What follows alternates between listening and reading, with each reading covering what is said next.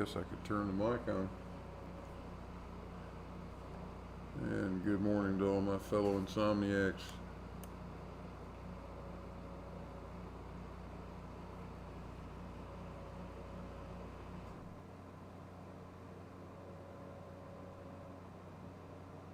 Hey Frank, yeah, still playing around. Carl, good morning.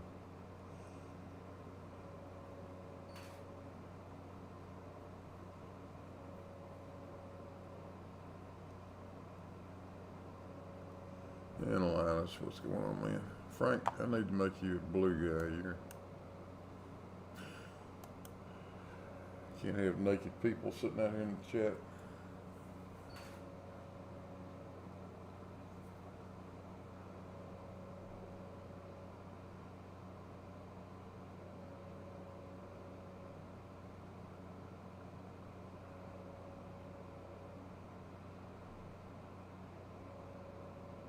Hello, Judy.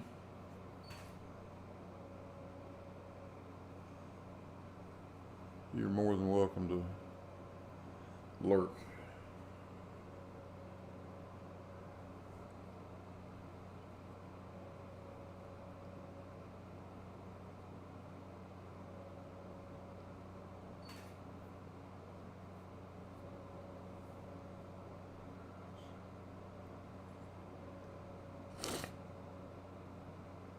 Yeah, it's 3:42 in the morning where I am, so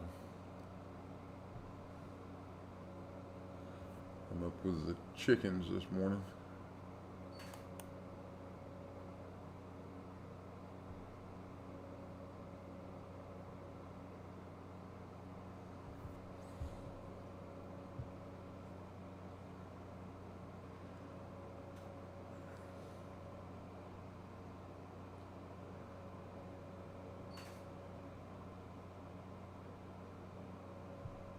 We got the weights in the east position, so I'm going to let it sit here for a few oscillation periods.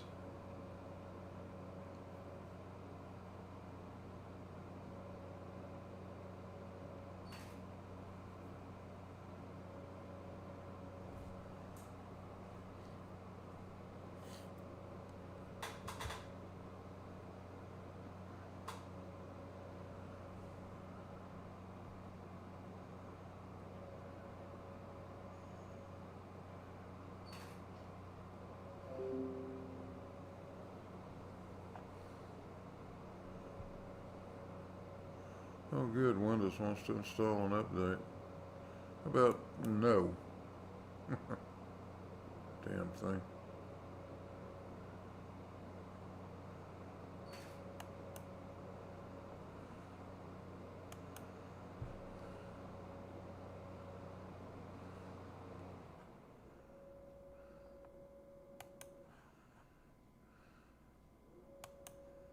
I'm not in the mood for an update.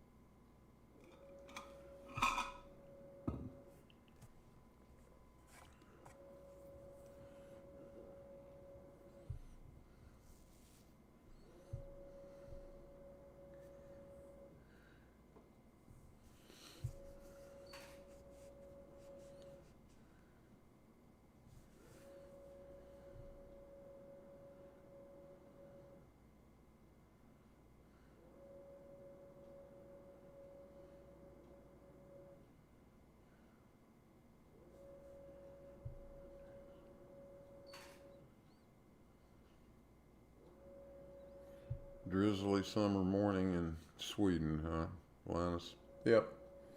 I've been in Sweden on some drizzly summer mornings.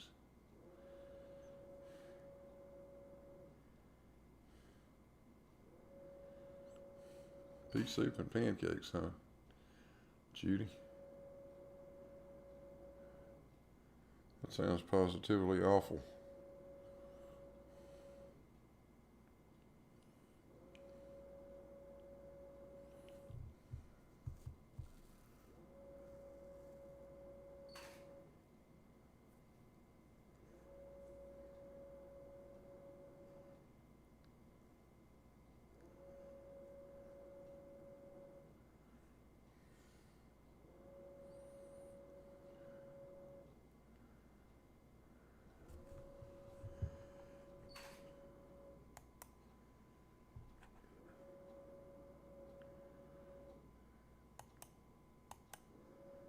Let's see, I might turn a marker on just to irritate everybody,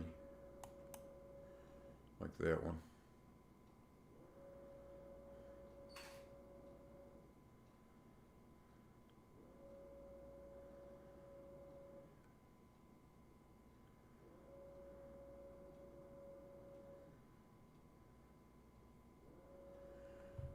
I've got the time lapse running, so I don't really much care about these markers.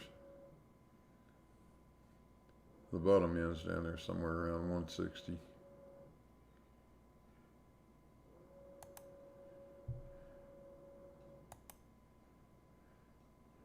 And the top end somewhere up here around 175, so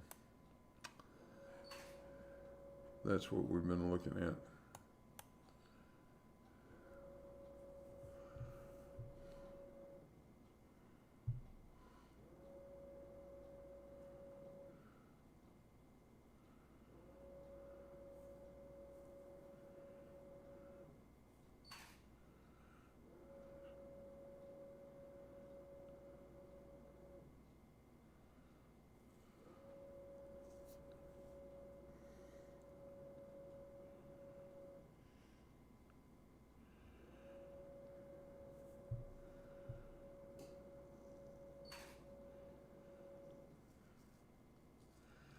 I think what I need is a cup of coffee. So you guys keep the little red dot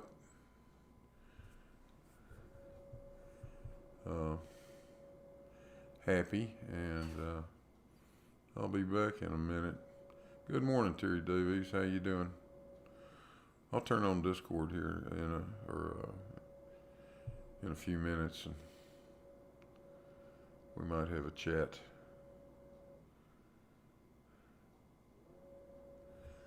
So let me mute the mic for a second.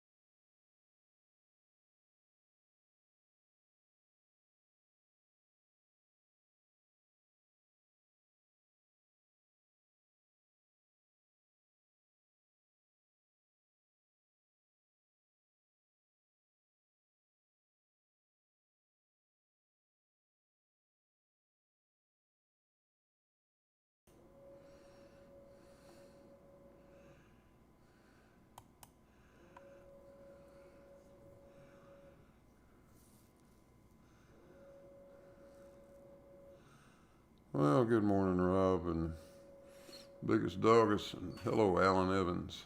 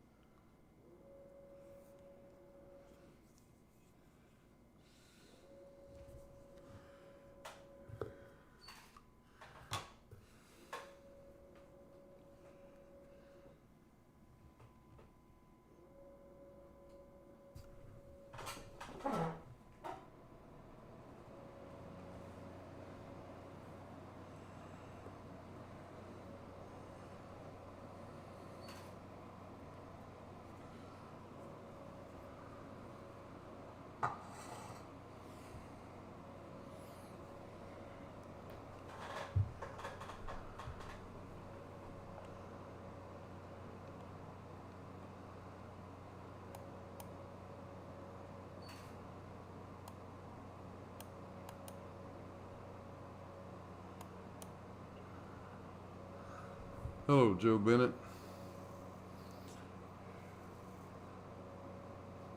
Joe wants to know what he's looking at.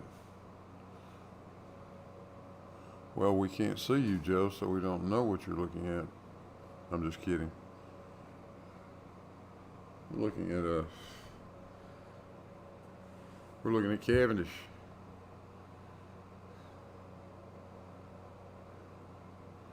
Nice early morning version of Cavendish.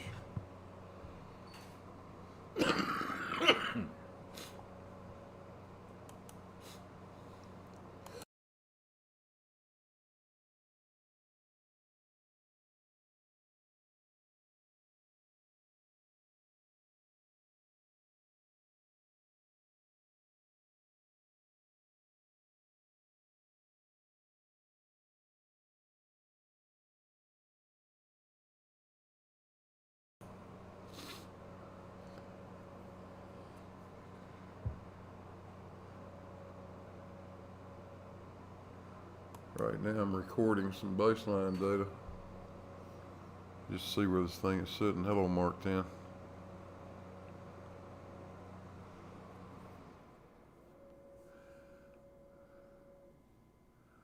What's all the other stuff?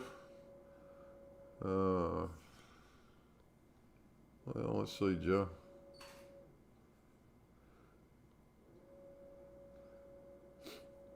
The brown cabinet is the actual Cavendish enclosure for the torsion balance.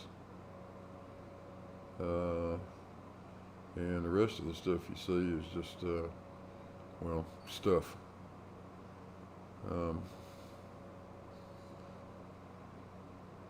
Stuff holding up all the other stuff. What you see on the screen is, of course, the laser at the top across a scale, so we can measure the amount of deflection of the torsion balance. And what you see in that bottom right window is a view looking in the end of the enclosure, just up to the left of that ball that you can see in the foreground. That camera's looking right in that window. The upper little part of it is the vernier scale that's attached to the end of the torsion balance. So that's really more for show than anything else. We use the laser measurement, but it's pretty much an exact replica of the way Cavendish actually made his measurements, and it's amazingly accurate too. Hello, Elmix.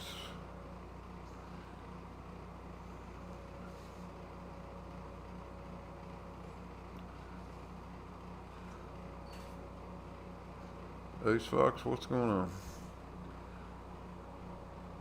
Hopefully I've got the mic turned on. Yeah, I do. Good. Suddenly occurred to me that I may have been sitting here babbling away to a dead microphone. What was I going to do? I know. I was going to see if I get Discord up and running.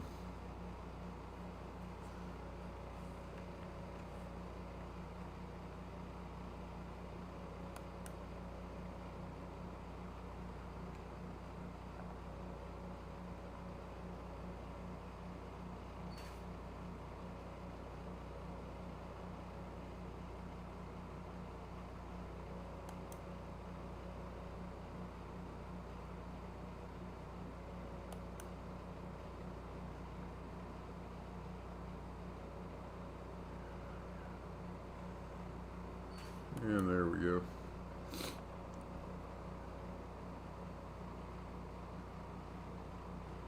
Hey Zip, what's going on?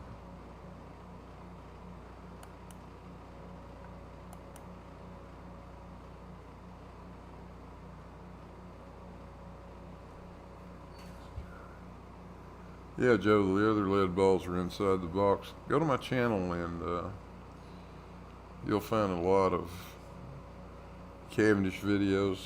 If you go back to some of the earliest ones, you'll at least one or two of them. I went through a lot of description about exactly how this thing is put together and what's on the inside of it.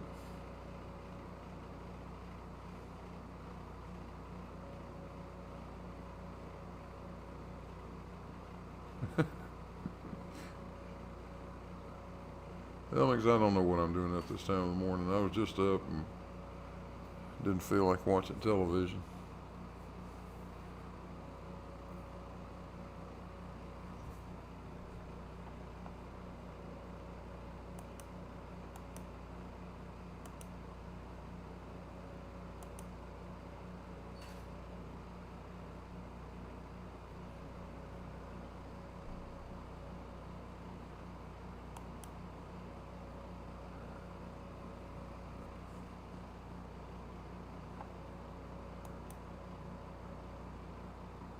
So Discord's online for anybody that wants to join me.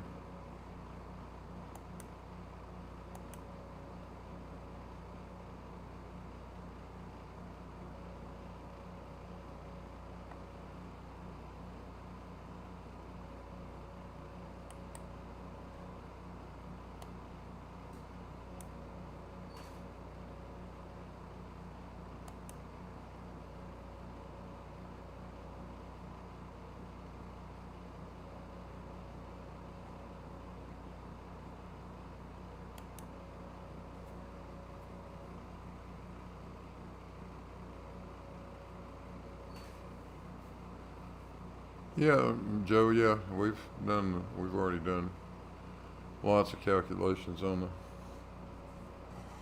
lots of measurements of the gravitational constant.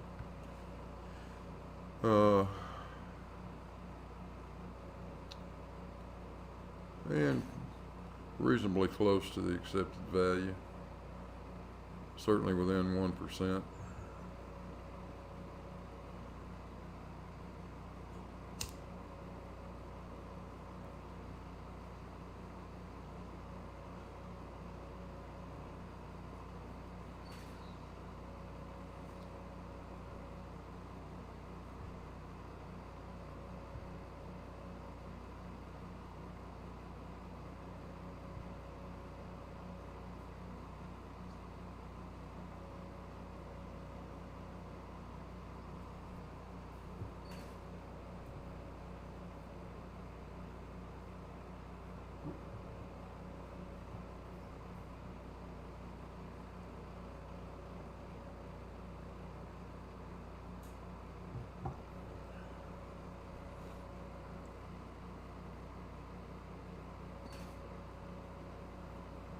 Yeah, got 19 people watching. Fantastic.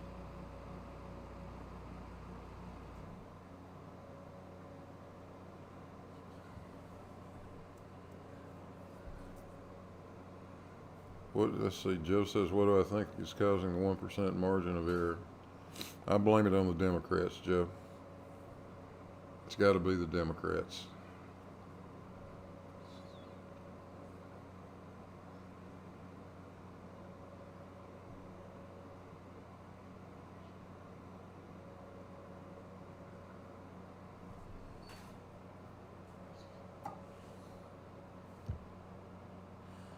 Really would be nice to know what causes it.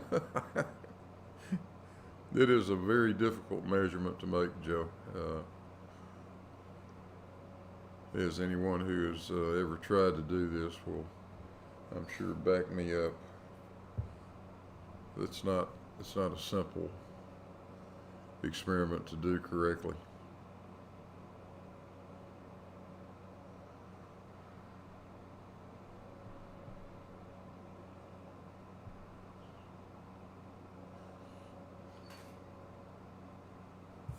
There's just a lot of things that can affect it, and of course this isn't the most ideal laboratory arrangement you could have. It's the best I can do, but if we could put this whole thing in a isolated structure with very precise temperature controls and keep all form of life away from it, it might be a little bit more forgiving. I don't know.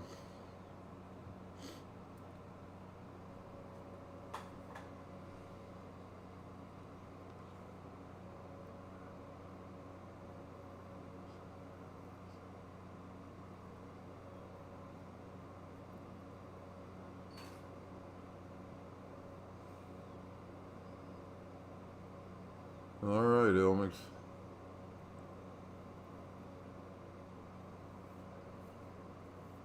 In a vacuum chamber, true, Eric. Very true.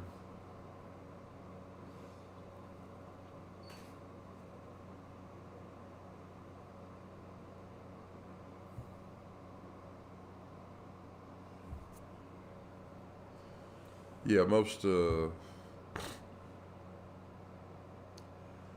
and really that's been true for the last damn near 100 years now. When people want to run this experiment and get extreme accuracy out of it, it's always done in a vacuum.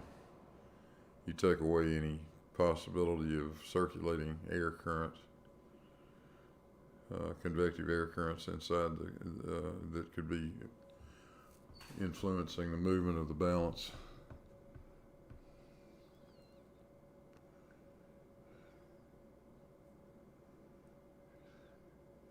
No, Eric, it wouldn't fit inside a LIGO tube, unfortunately.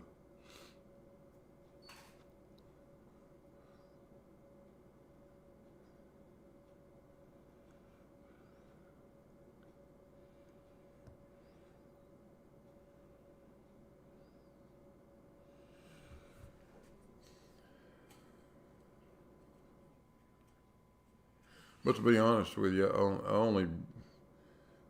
I had wild hopes that I might be able to get as close to the number as Cavendish did, and I did.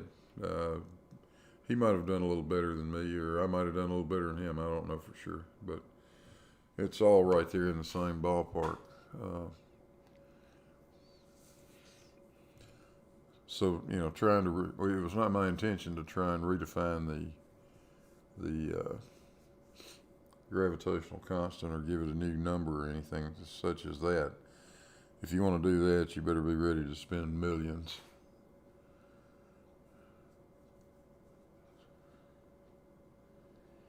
I just wanted to see if a guy with some basic hand tools could put something together that would get you close enough, and it looks like it works.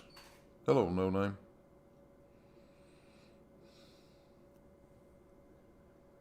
Harry, you haven't missed a damn thing. The red dot goes to the right, and then the red dot goes to the left, and it does it very slowly. Same as always.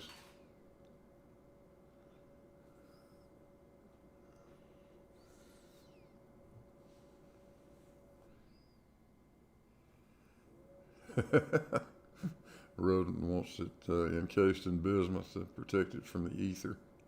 Yeah, right.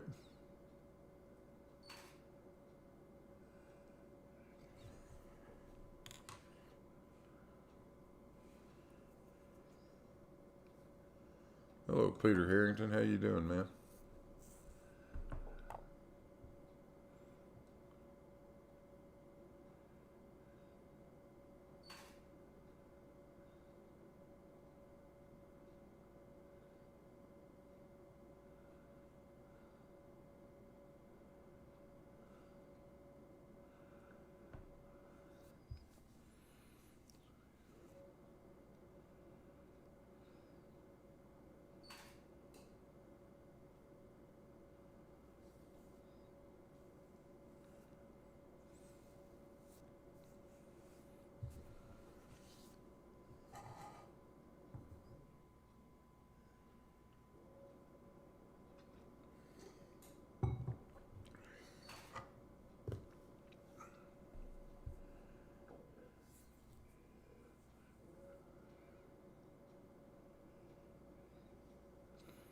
Rodent says it's within the error bar for an amateur unprofessional scientist.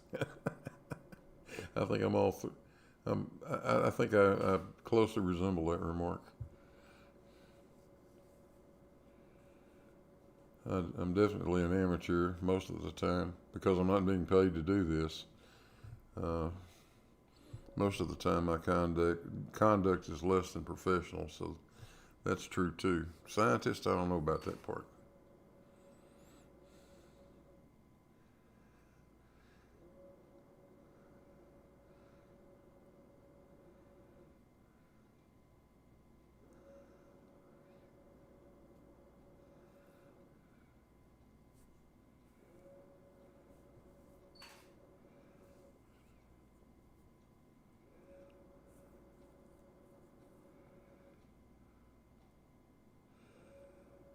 Joe wants to know what my independent variable is.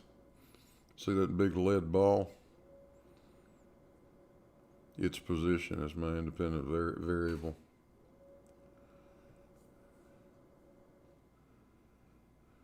There's another one just like it on the other end.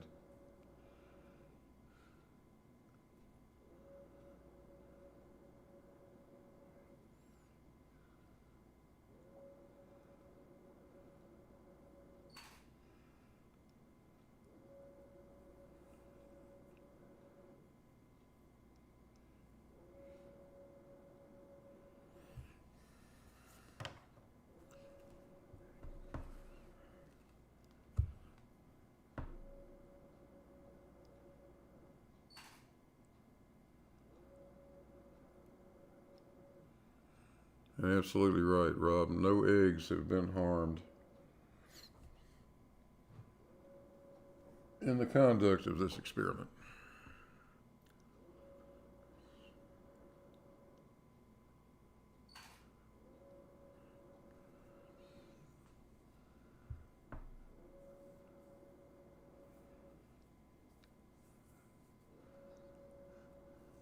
Hey, you got a super chat from Rodent, no last name, for $5.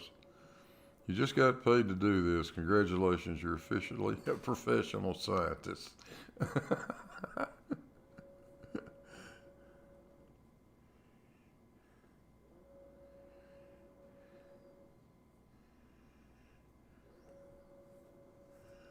Very good. Thank you, sir. I really appreciate it.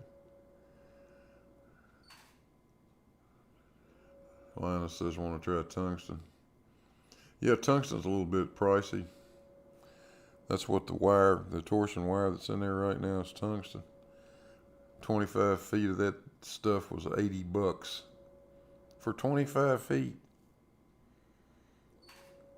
7/1000th of an inch diameter tungsten wire. Wow.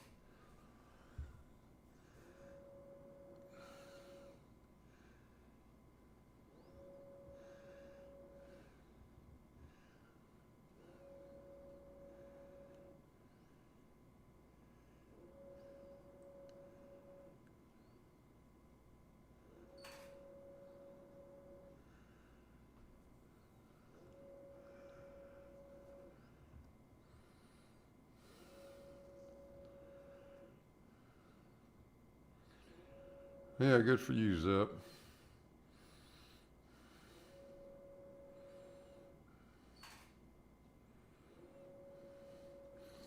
You'll never regret doing that. I can't talk this morning. You won't regret doing it for sure.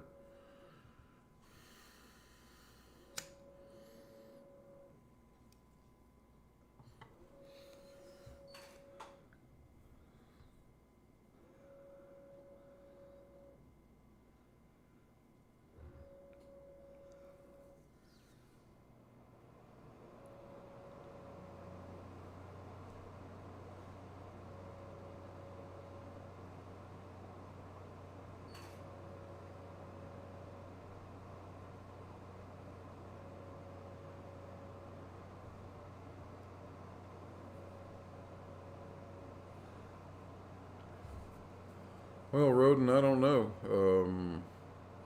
about finding tungsten weights.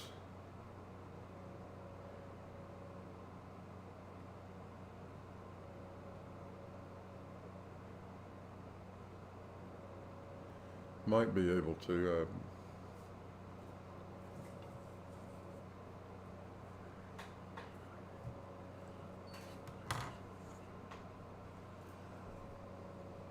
People don't use them much. Well, high dollar, you know, institutions will use tungsten where they've got all the money in the world.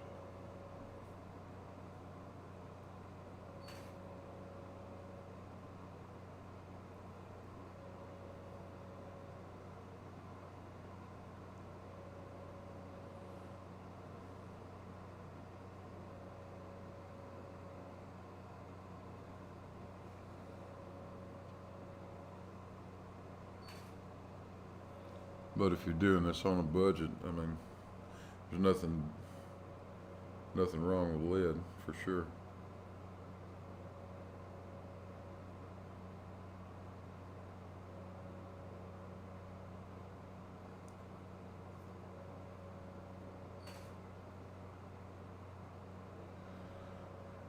Yeah, well, the other thing, Roden, is at this point this thing's designed for these lead weights, and unless I could come up with similar sized physically tungsten weights, I'd have to start modifying this thing, and I really don't want to go there.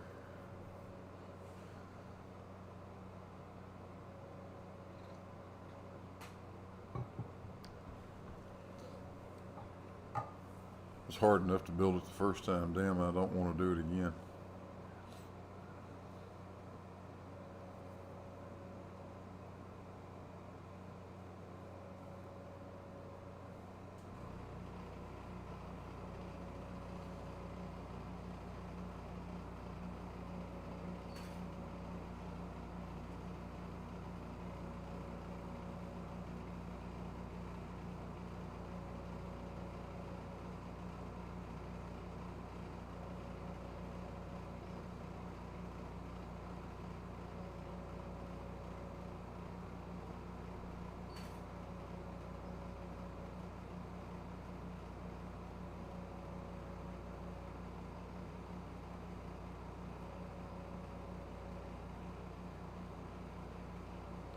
True, Linus. Next step up is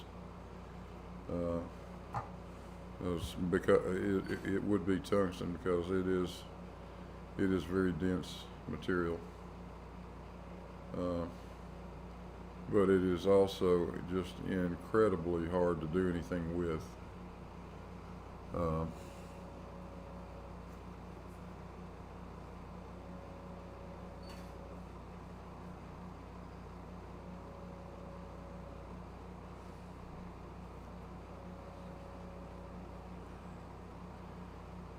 You're not going to melt tungsten in anything shy of a carbon arc furnace.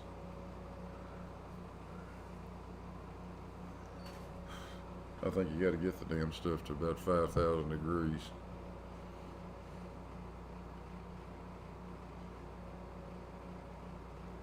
So then you got to figure out where's a foundry someplace that could cast tungsten balls for you. Or you don't use balls at all, you use cylindrical weights, which has been done. But it makes the analysis much more difficult.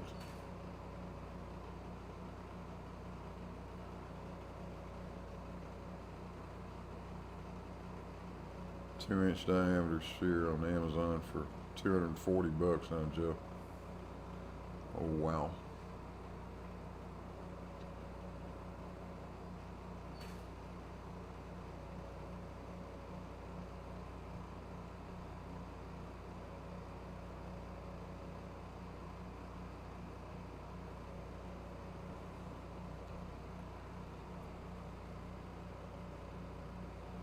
And let's see, Rob says, will heavier weights give you any better results? No, not necessarily.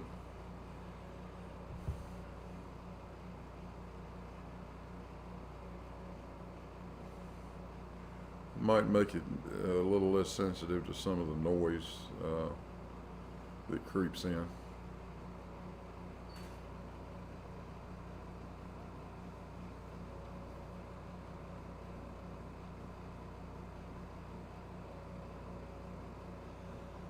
They have more mass, more force, you know. That's the way it goes. Oh wait, I forgot. Gravity isn't a force, right? Forgot all about that.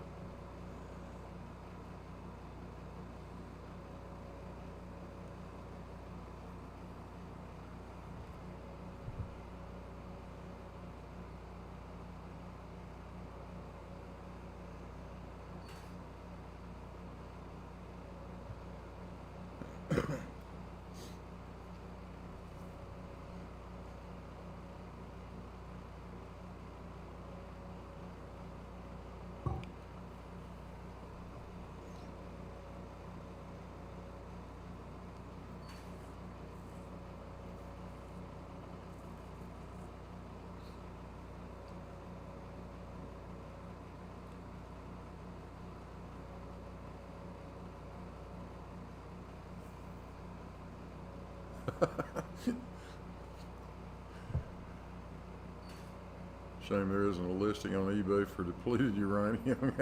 I'm not even about to search for that on eBay. The last thing I need is a white panel van parked out in front of the house with an antenna on the roof of it.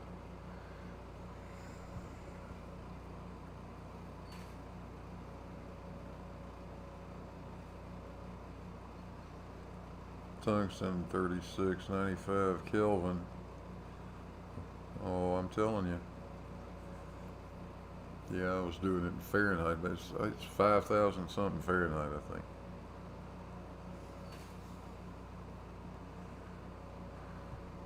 Maybe 6,000. You got to get it damned hot. Hey, that's why they like making filaments out of it.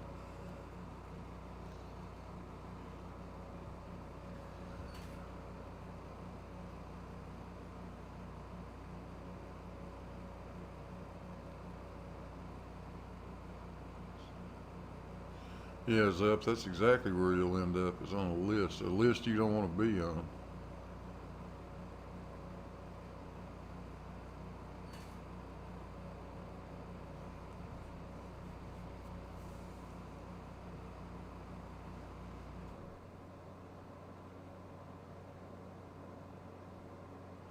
Yeah, those boys that work for those organizations that have 3 initials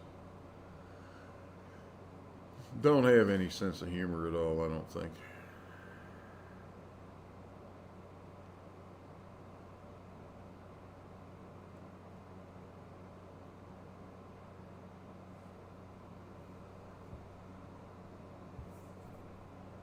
Oh wow, 25 of you poor souls don't have anything better to do than join me watching a red dot set virtually stationary.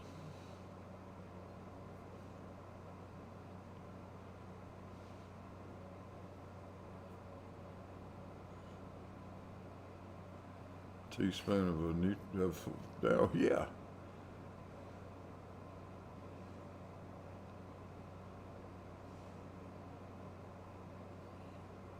Teaspoon of a neutron star. I think that's about equivalent to the Mount Everest or something, isn't it?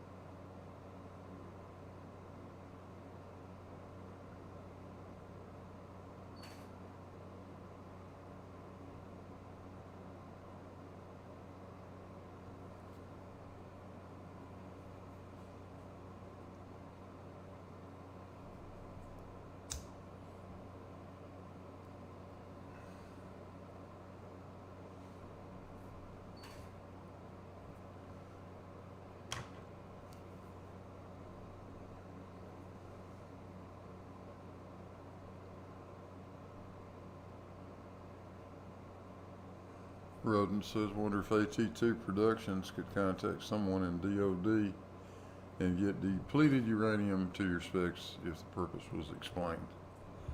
I doubt it.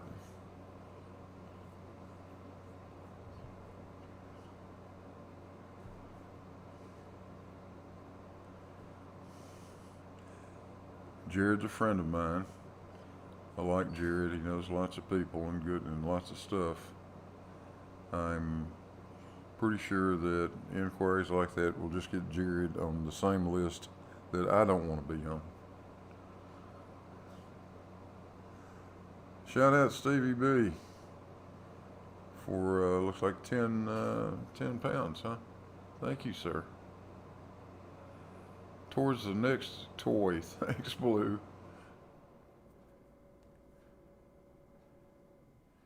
And hi to Carl Edwards. Okay, great. I really appreciate that. Thank you. Yeah, Zebulon's got it going. Welcome to the Insomniacs Club. That's pretty much true.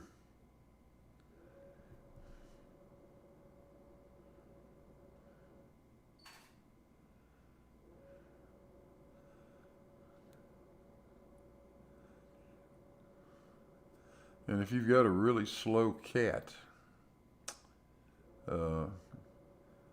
O'Hara, this red dot will drive it crazy.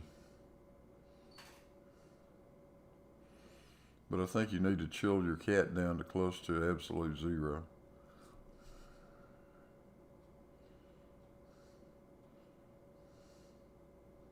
Otherwise, it's not going to be a fair fight.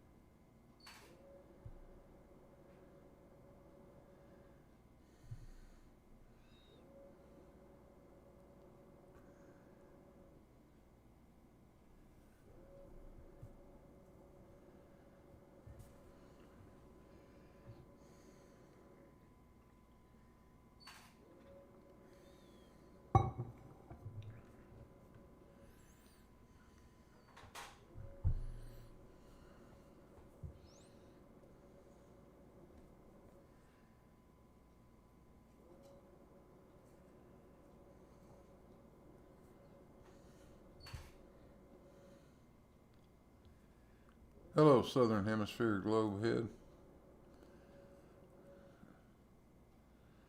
and a good afternoon to you, I suppose.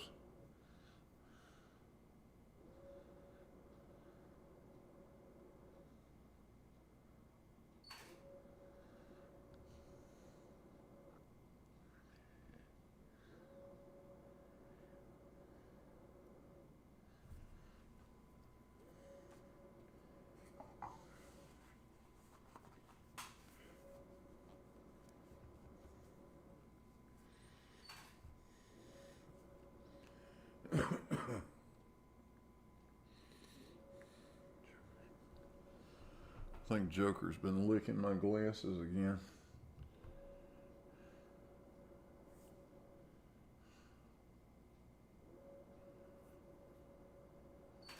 Yep, that's dog spit, no doubt about it. He just does that to make me mad.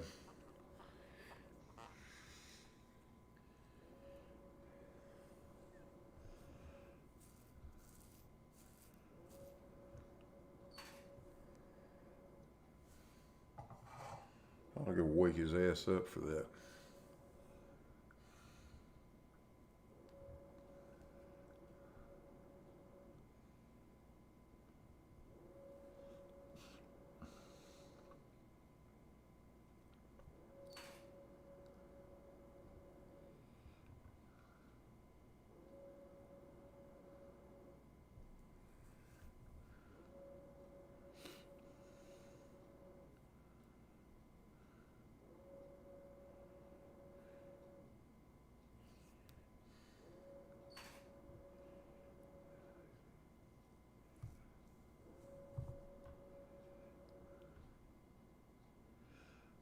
Peter, I don't have any idea how to get Middle Australia over here.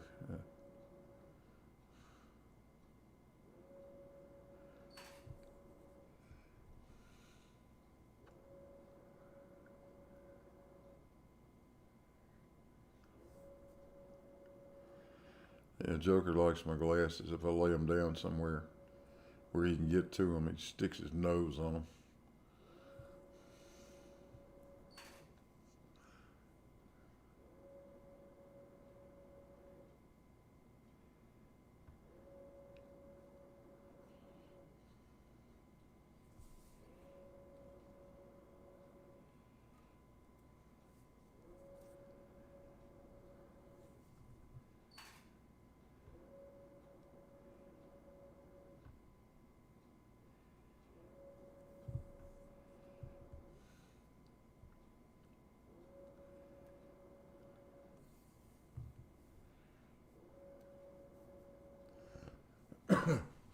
So you like the LIGO video, huh, Ace?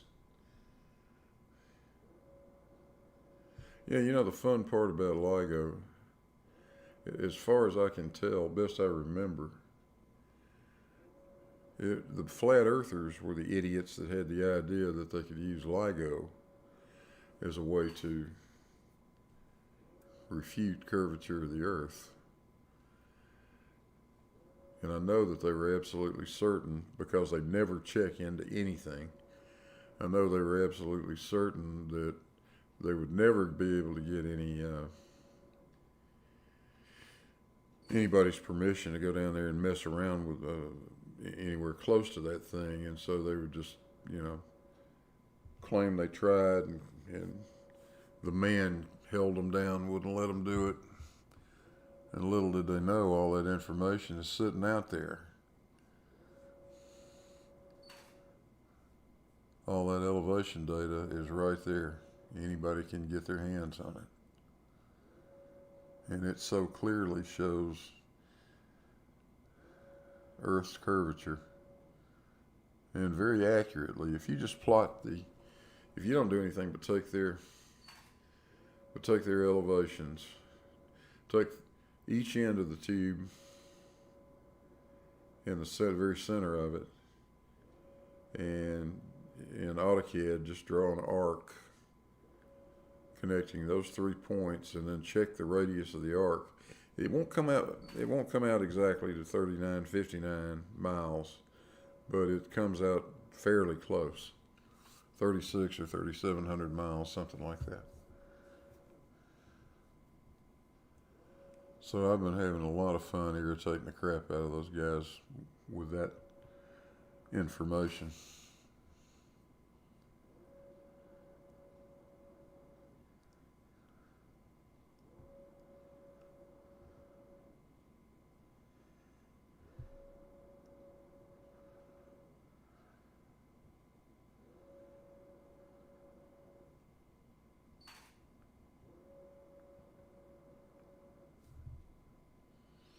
No, Rob, LIGO shows anything but a flat Earth.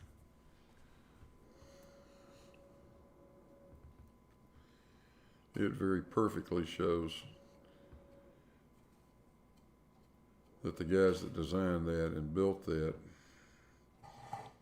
properly accounted for the sphere the thing sits on.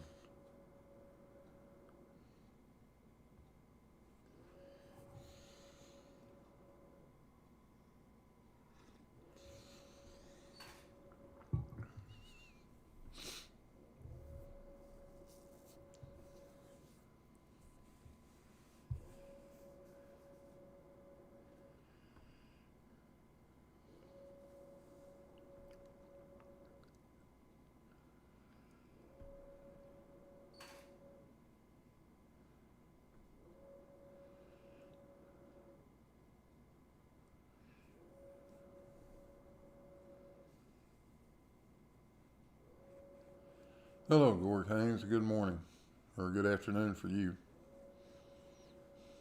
Well, not afternoon yet. Still good morning. Hello, Shady.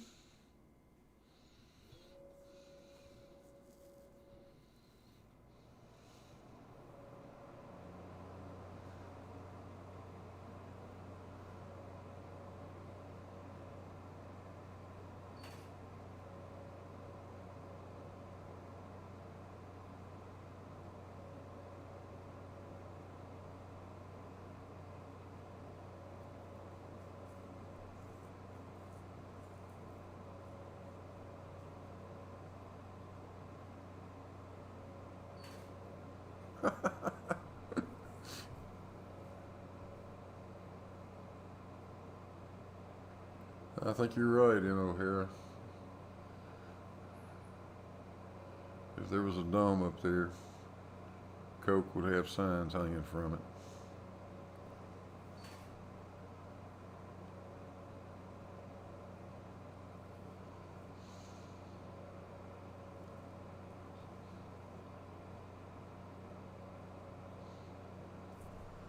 So let's see where's the red dot right now?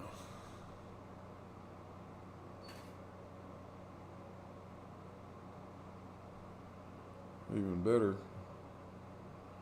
which way is the red dot moving?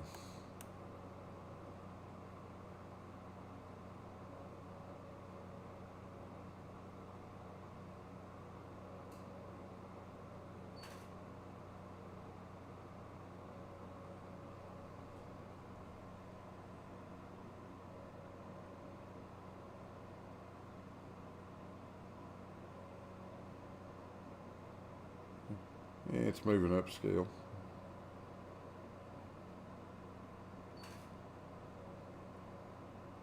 Red dot is moving to the right. I'm okay with that.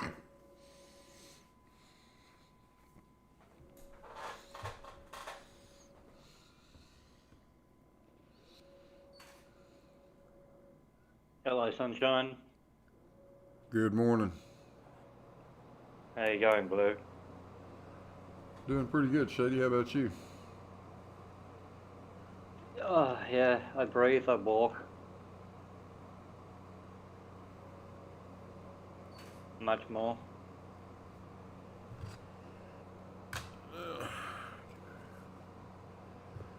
Let's see.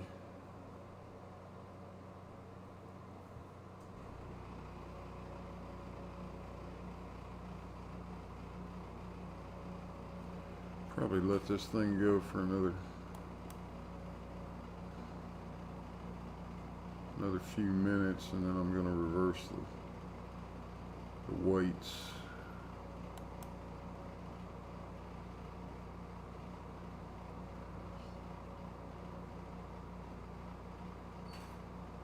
And the little green circle was the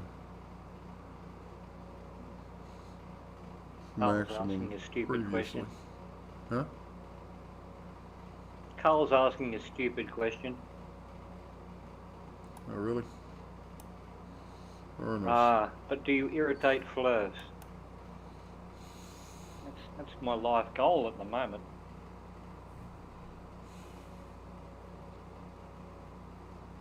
I was actually in your favourite chat the other day with QE. QE is a jackass. It's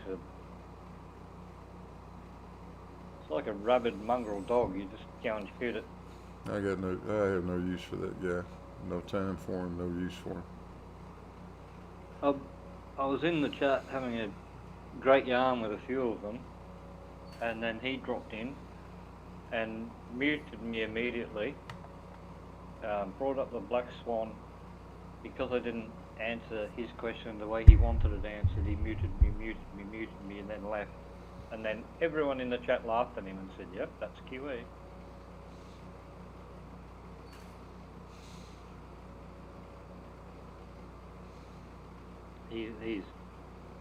Him and Oakley are the worst.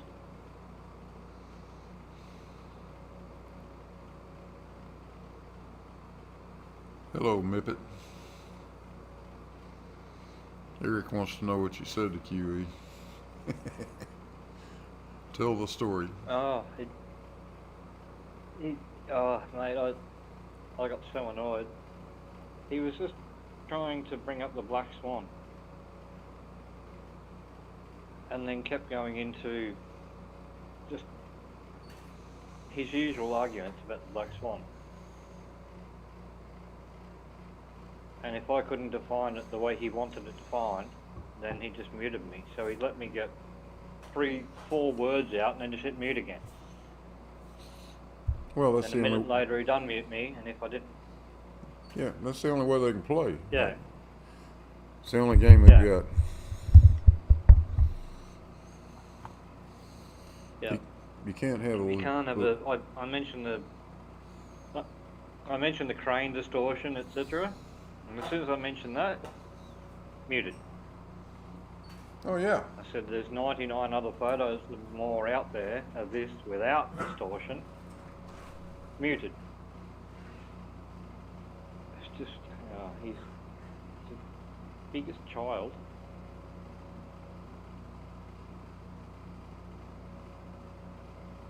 It's my ball. I'm running away.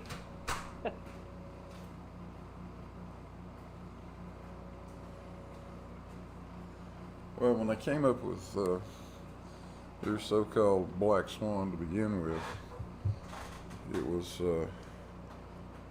at a point where they were pretty desperate to have something or the other they could talk about. But it's based on a false argument, false premise to begin with. Everything else is debunked already. Yeah. Well. Oh, it's just hilarious.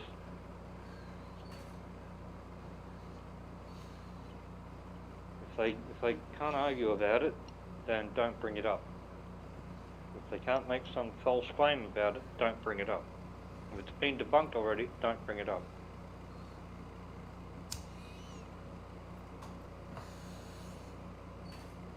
It's quite funny. What they've managed to prove, what it proves, is what we knew and have always known, that the atmosphere is a variable and it can have tremendous effects on what you're seeing. We know that. Everybody knows that. So what? It doesn't prove the Earth is flat. It doesn't prove the Earth is a sphere. It doesn't prove anything except that the atmosphere changes what you're able to see. Big deal. Yeah. That's what I was trying to say. But yeah, you get 3 words, mute. Yeah. I'm asking you. Da da da. Mute. That's all he has.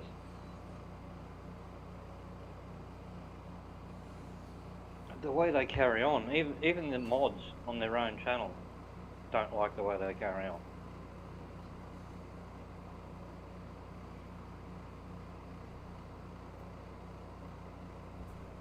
That's what makes it the funniest thing. Their own people don't like the way they talk.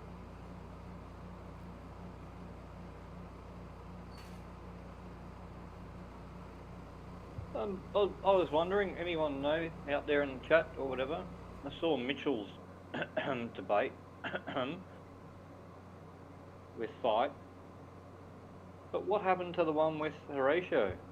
It says Fight took it down. I have no idea what that was about. Yeah, I'll do some veggies. I'll do veggies.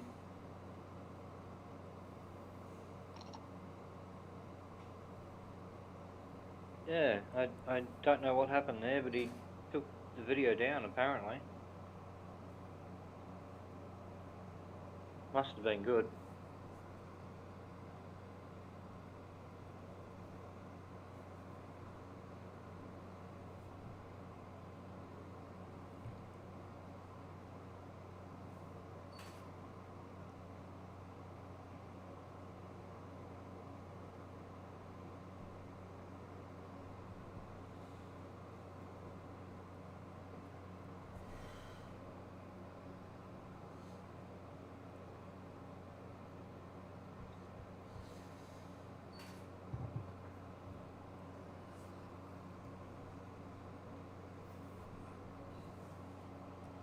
Well, of course,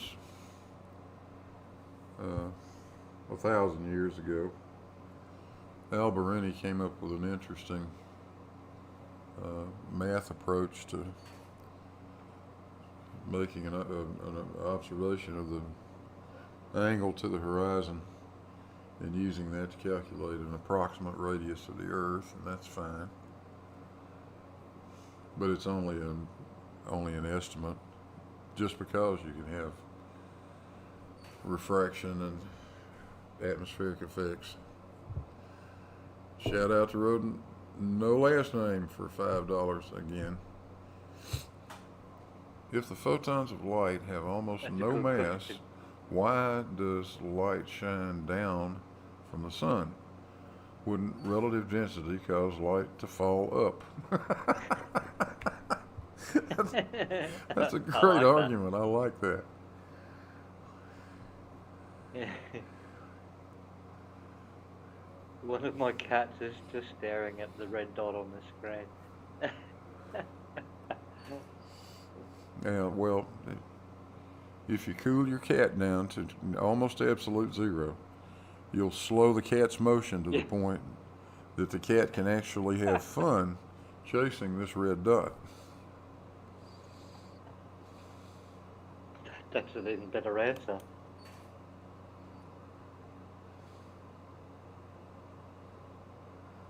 Oh, Horatio didn't show. Oh, okay, that explains.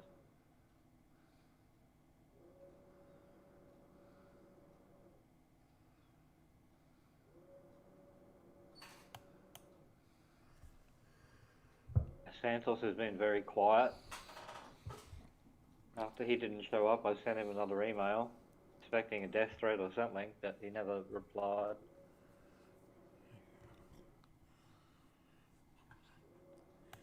I think his elf might have taken over his email.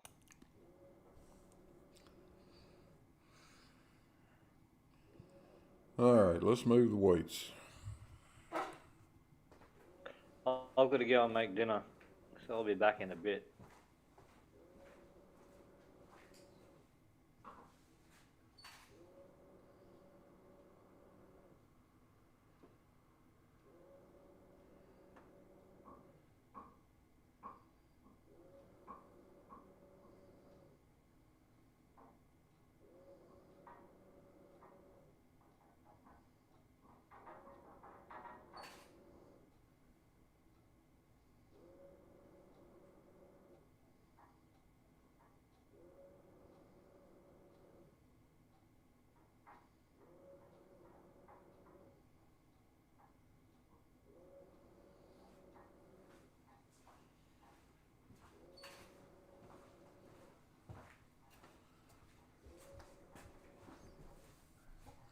Hopefully I didn't block the laser as I walked past there, just as the camera was trying to take a picture.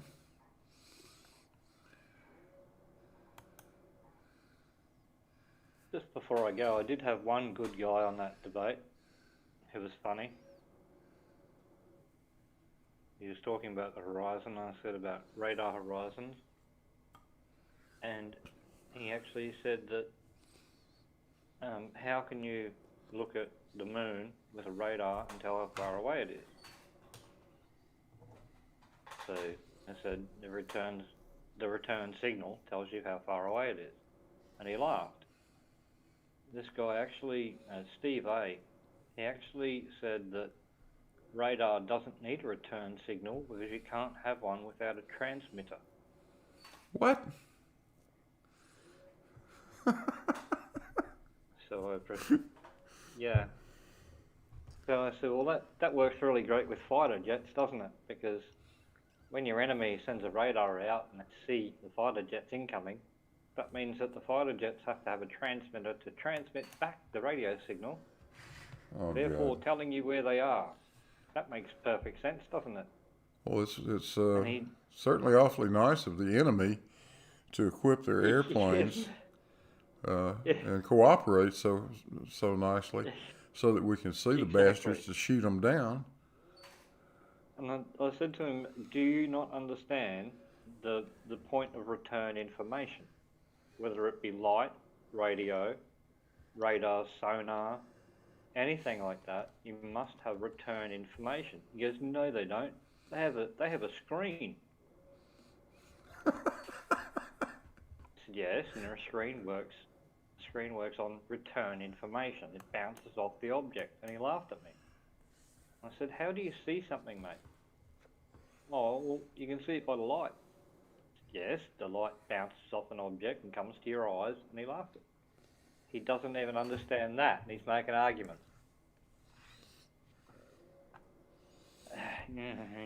Yeah, welcome to Slurfville. I'll be back in a bit. I've got to make dinner. Yeah, okay, Shady.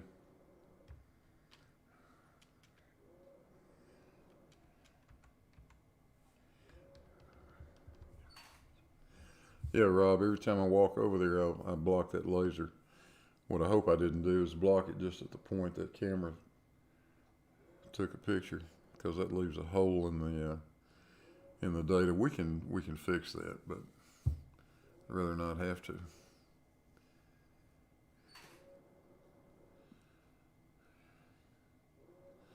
All right, Ace Fox, good to see you.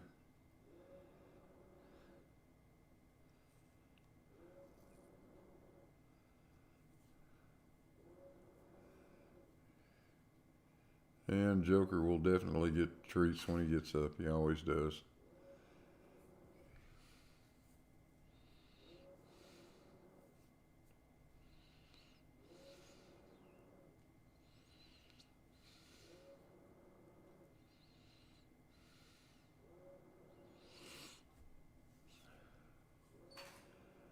Well, yeah, hey, as from the description we just heard, I doubt the guy is bright enough to understand that there is such a thing as secondary radar, and what the FAA equipment looks at, because it actually will see both.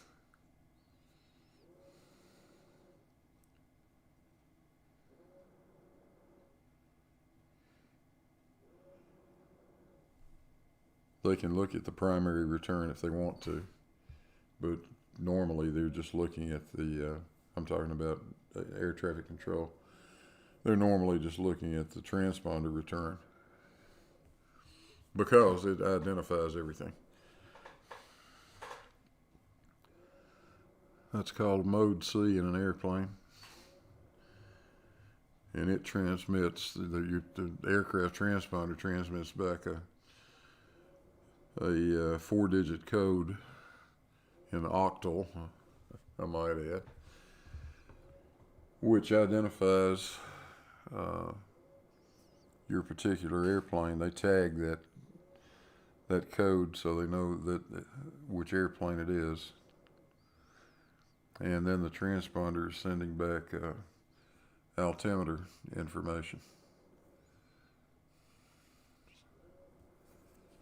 And from that, then the computer can calculate speed based on the change in position over time.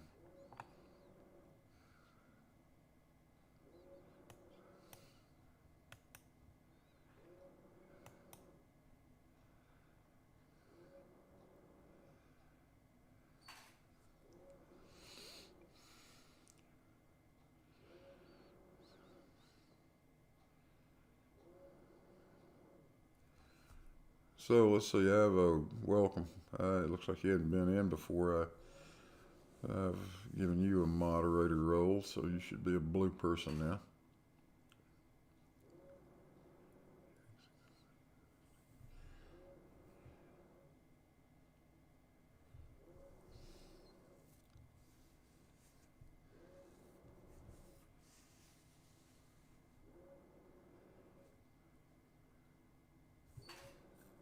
Yeah, collision avoidance systems. Hey, it's good stuff, man.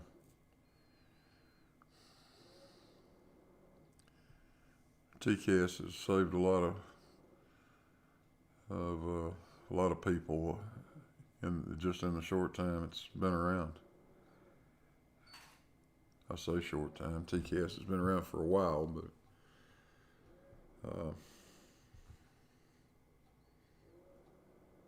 it's quite a helpful thing.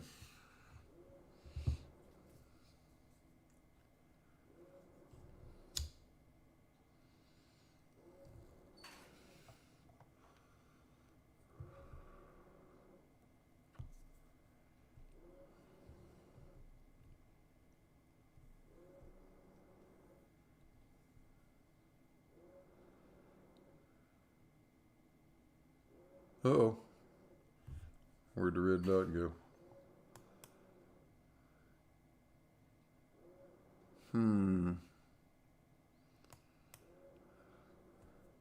Seem to have some of that gravity stuff happening.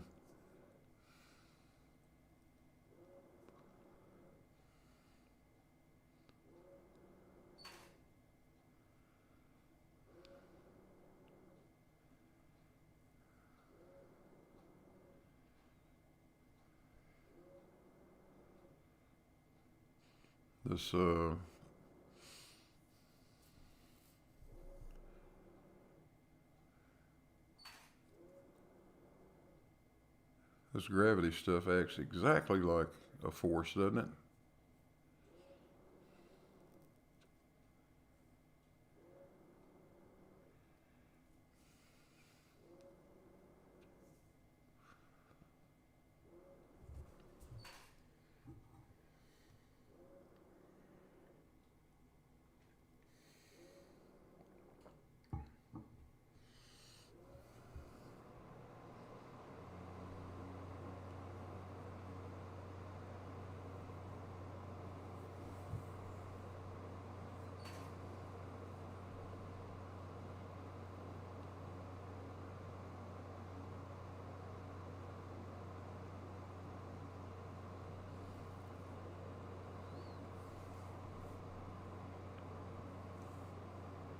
I was going to tell Ivo what he's looking at here. Just a real quick tour of the screen.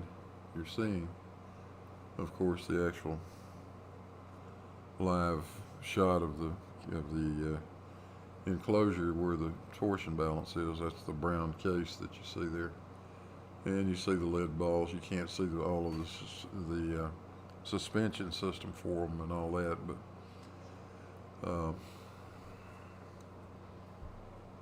it's up there. I could tilt the camera up and show it all to you, but you can see all of that in some of my videos where I've got good pictures of everything. The upper part of the screen is the laser that's being reflected off a mirror that's mounted right at the center of the torsion balance, and it's shooting across my garage here about 10 feet, and that's the target it's shooting at that you're seeing at the top. So you see the laser dot and a scale on there where we can get measurements of exactly how far that spot, that dot, moves. And in the lower right corner, you're looking in the end of the Cavendish enclosure. There's a little glass window there. You actually can see it on the live shot, just to the right of where that lead ball is right now. That camera's looking right in, the camera that you see on the right is looking right in that window. And so the upper part of that is a vernier scale, and the lower part's a fixed scale. So you can literally see the torsion balance itself move, and you can measure how much it moves. And that's exactly the way Cavendish did his. He made all his measurements physically. I did it once just to see how big a pain in the ass it is, and trust me, it is a large pain in the ass to have to sit and stare in that little window and try to figure out when the beam has rotated to an extreme point in its oscillation. It's very, very tedious.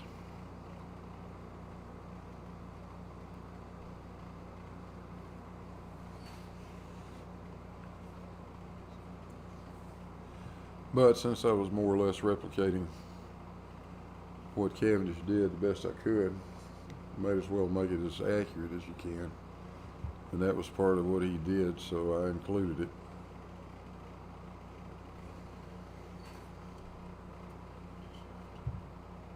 I'll tell you what it did. It gave me a much better appreciation for the torment poor Cavendish must have gone through to make all the observations he made.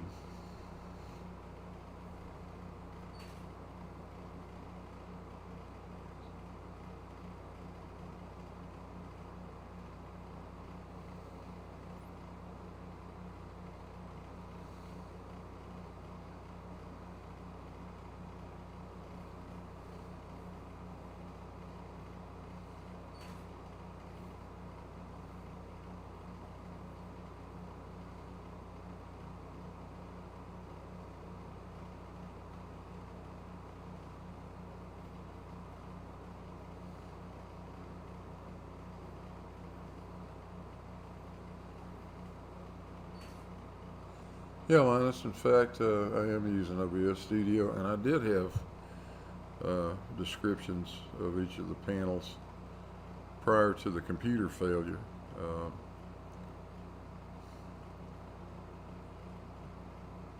And I just haven't gotten around to putting that back on there. That's a good idea, though. I'll add some words to help people understand what they're looking at.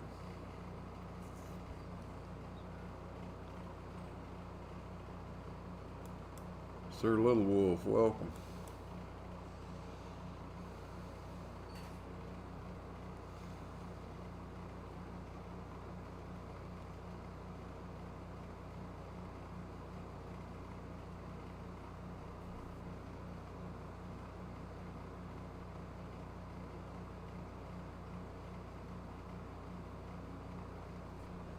So let's see.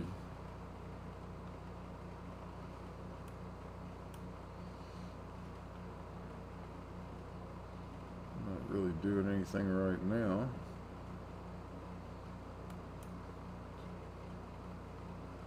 Let's add a text screen.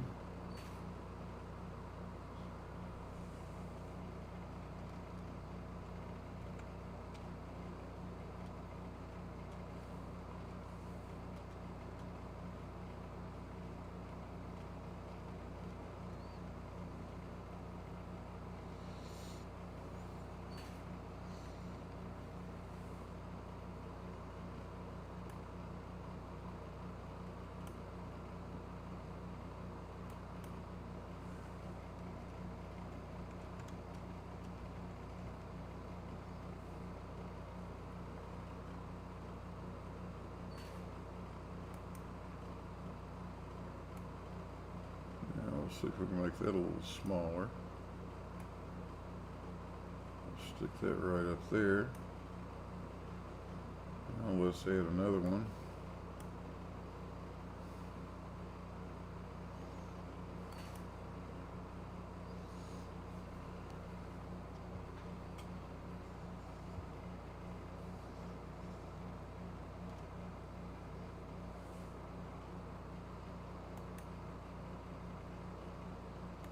And we'll call this one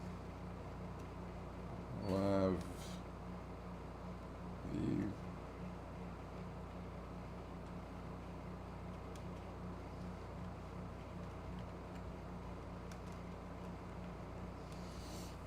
Looking west.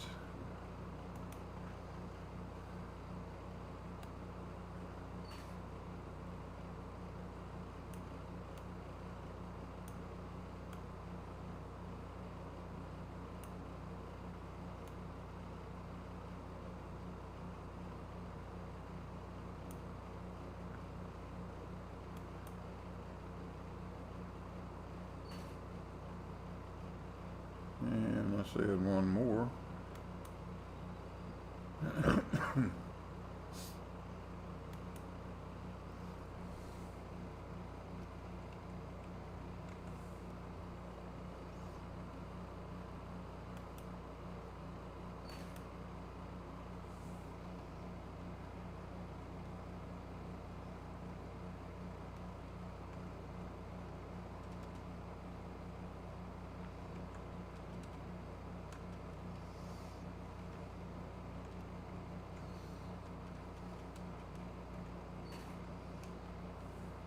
Yep.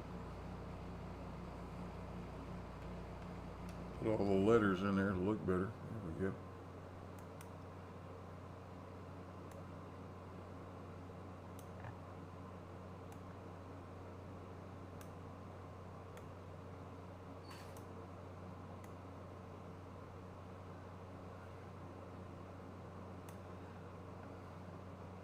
So I got a few words added to it anyway.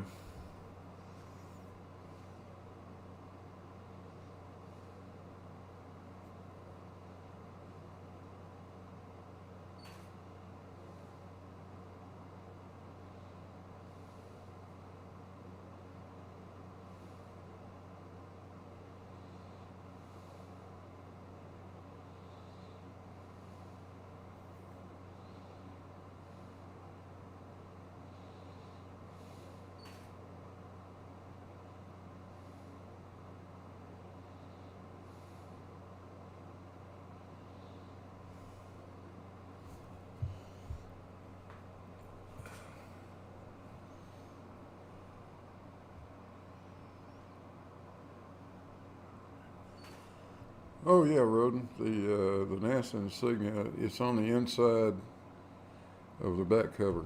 Yep.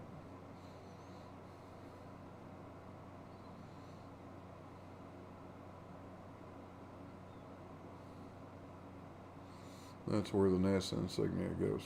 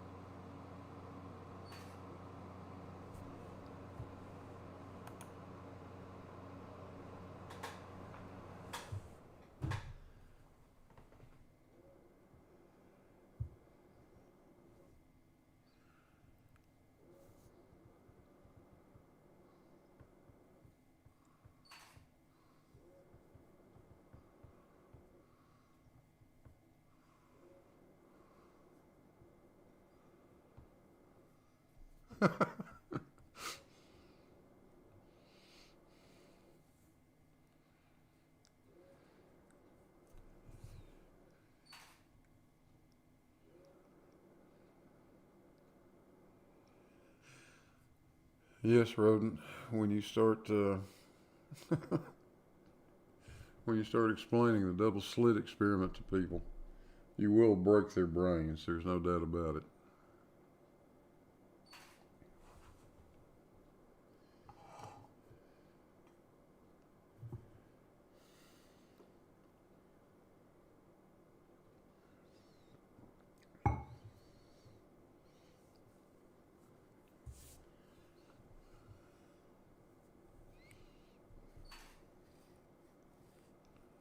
"28 people watching. Good morning, everybody."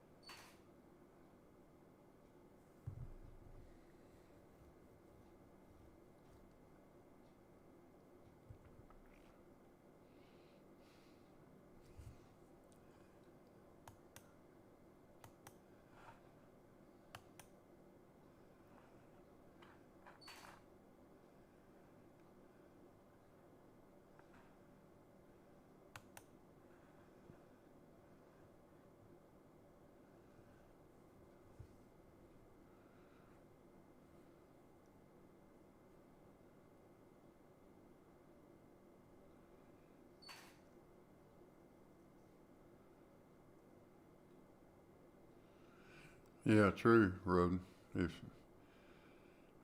If you really think you understand it, you clearly don't understand. What time is it for me, Heads? It's 5:13 a.m. currently. The sun is not up yet. I trust it will come up in the next hour or so. That usually happens.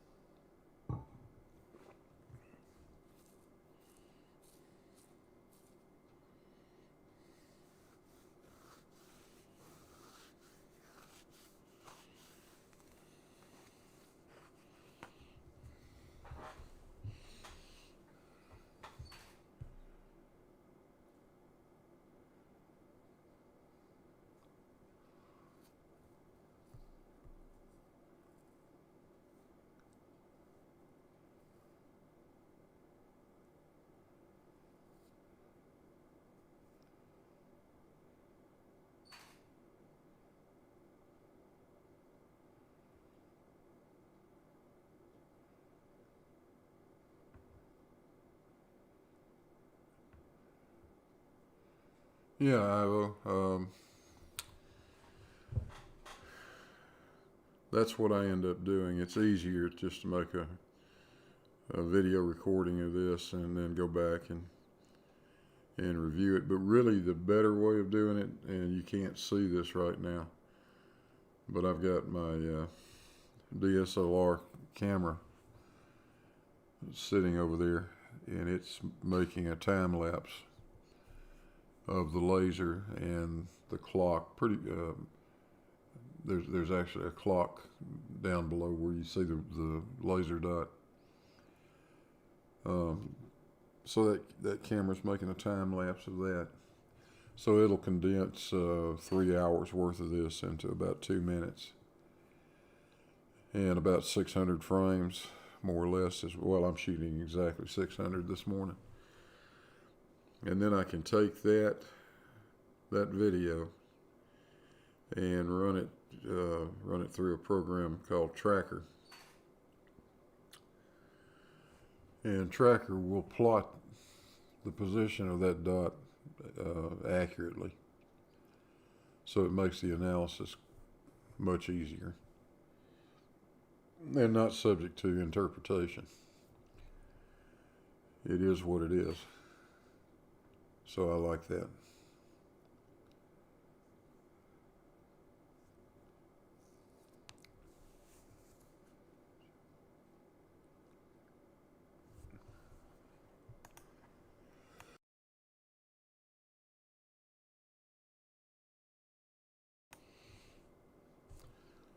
I've shown some of that in a few of the videos.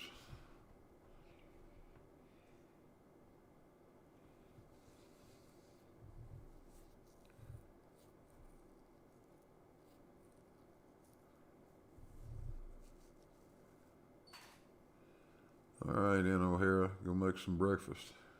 Thanks for dropping by. I appreciate it.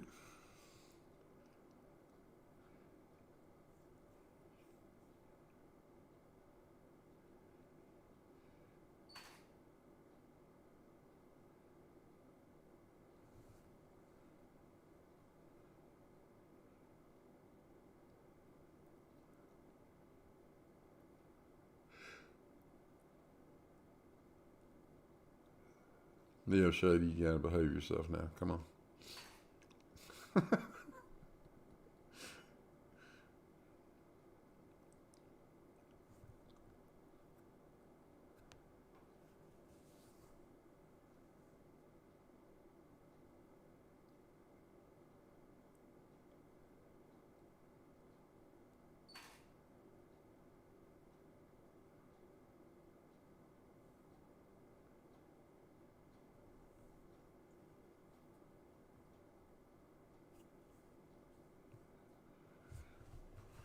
Yeah, that's just a short version. There's a lot of video, a lot of videos of what we're doing right now. Just hours and hours of sitting and watching the red dot. But then there's some good informative videos in there too, on testing and test results, and then a bunch of the earlier stuff. So you can find as much Cavendish as you like, I think.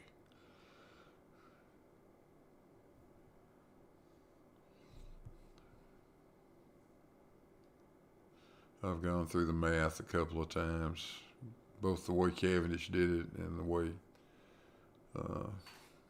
we do it nowadays for actually calculating G. Cavendish, of course, didn't calculate, or didn't state a value for the gravitational constant. That wasn't what he was trying to do. He was interested in the density of the Earth. That's what he claimed he measured. But of course, he knew the size of the Earth, and he knew the density of the Earth, and he knew the acceleration of gravity here on the Earth. And if you know those three things, that's all you need. You can come up with the gravitational constant very quickly.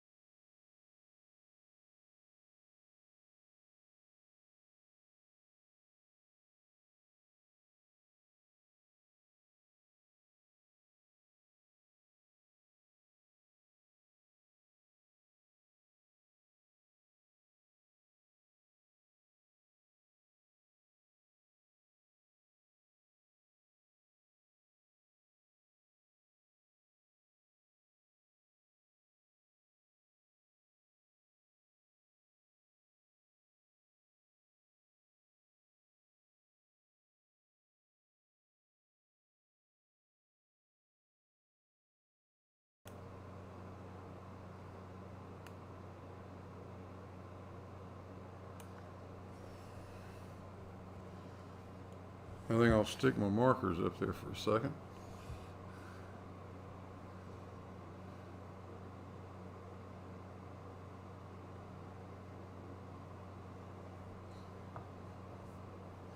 See how this oscillation looks.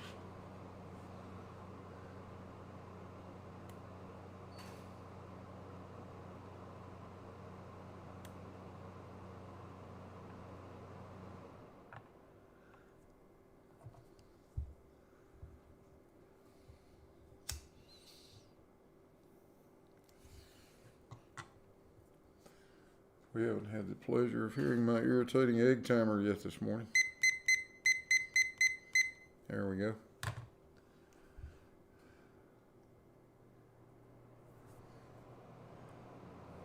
That looks like a pretty good place to start. So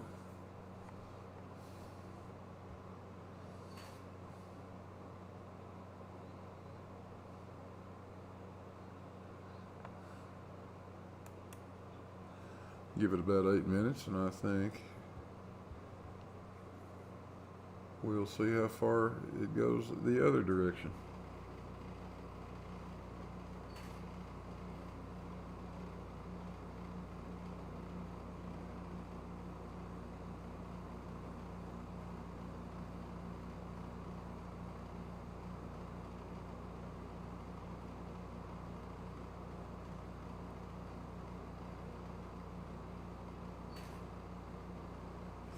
Yeah, this is an egg timer.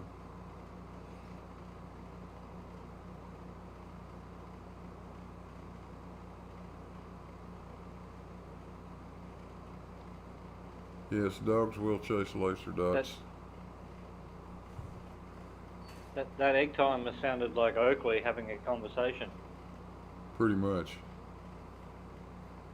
Beep, beep, beep, beep, beep, beep, beep.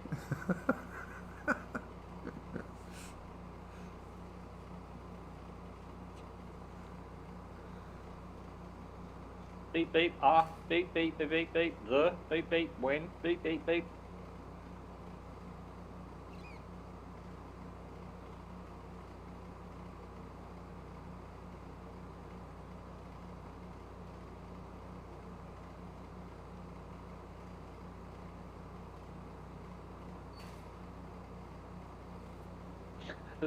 This is an egg timer, yes. Hello, Sir Little Bull. 'Tis I, Shady.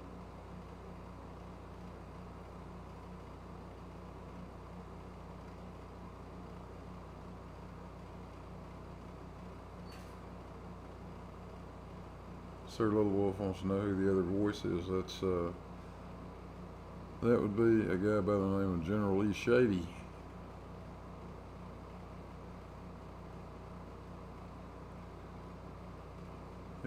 Eric says, I'm working on a video on something that involves Coriolis and airplane flight. May I ask if Brandon Toy ever accepted Coriolis on the Earth acts on airplanes? No. Brandon Toy does not accept that. Brandon Toy cannot figure out anything about how airplanes actually operate.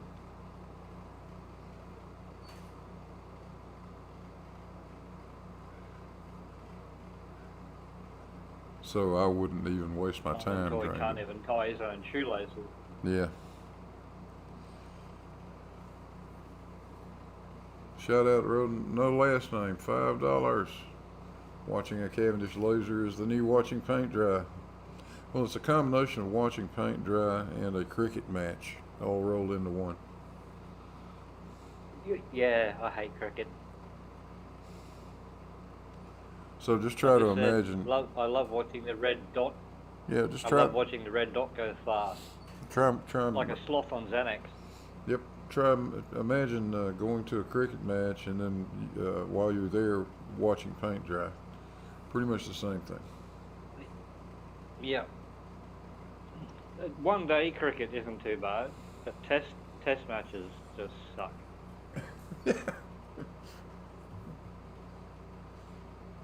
The only reason Aussies go to cricket matches is to drink beer while sitting on grass. Yep.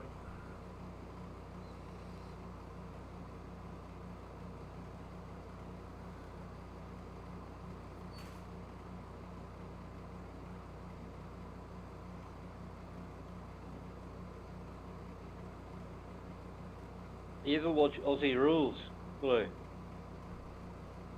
No. Australian rule football?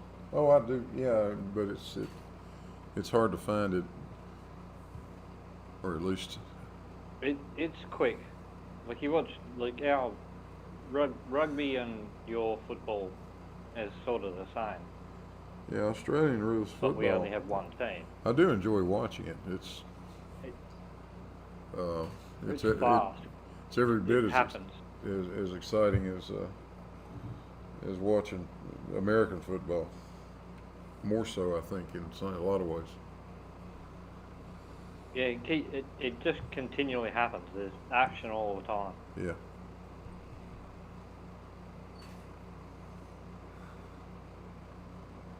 I'm tall and I've got long legs. I'm 6'2", but I've got really long legs. I used to play Aussie rule. I played soccer. I actually was a pitcher in our baseball team. I was 11 and I played in the under-16 team because I could pitch at nearly 100 miles an hour. When I got to 18, I was throwing at 100 miles an hour. If I said I'm spewing, I wasn't born in America, I would have had a college scholarship all the way through. No, you'd gone straight to the pros, is what you would have done. Yeah, 101.2 I think was my fastest, but I could consistently throw at 96. I used to tear my elbow up after a while, but I could consistently throw at about 96.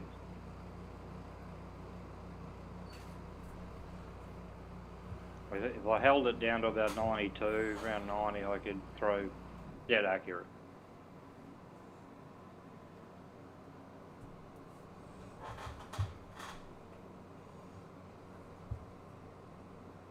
But just for throwing a ball, I could have made that much money. Should have sent some film into one of the pro teams, because you would have been snapped up in a heartbeat. Yeah, I quit. I got before I turned 12. I was pitching for the under-16s, and I was the secret weapon basically. My sister was going out with the coach, and I was the secret weapon because I was tall but I was slim, and they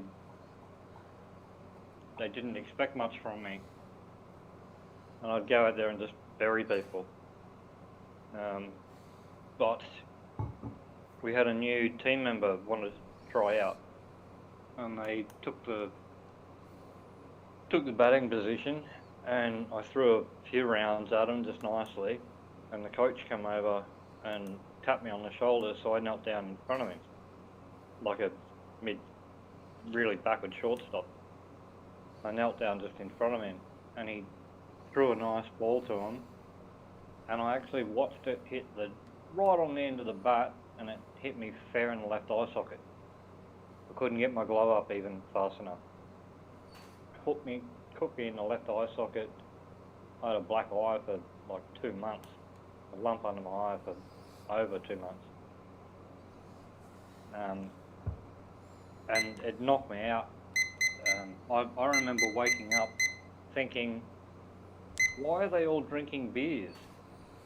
And what I was seeing was I was laid flat on the ground with people holding me down. I was convulsing apparently. They're holding me down. And I was seeing all these people take drinks and stuff out of the esky, and then the esky got turned upside down on my face. To try and ice me out. But I was only in Victoria for another month or so, and I just quit baseball at that point. I'd never had an injury that bad. It almost shattered my eye socket. Yeah, it fucked me up.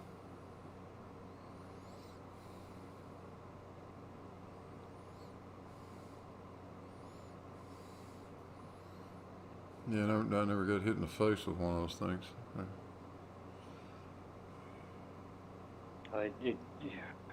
It laid me out. I had concussion, like severe concussion, thrown up for days, and the worst thing was, we just got a new dog, and we had like a kitchen with a sunroom behind it and you'd go out through the kitchen door into the sunroom, back around through the laundry and through the kitchen. It was a circular area, and I was chasing our new pet dog, and I was just getting over the concussion. I was chasing, and it was only a toy poodle, little dog. I was chasing the dog round, and as I came through the laundry and back into the kitchen, my mum had opened the kitchen door, that oven door, which was in the doorway of the laundry. And as I looked up, I hit the fucking oven door right on my fucking healing black eye, and got it again for another 2 months. I slid across the kitchen floor and had to have ice dumped on my face again. And I went, no, that's enough. I'm done now. I'm out. Fuck off.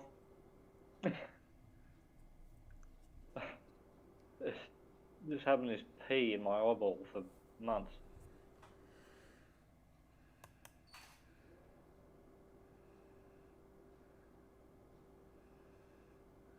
Hey, Neurosis. What a great name.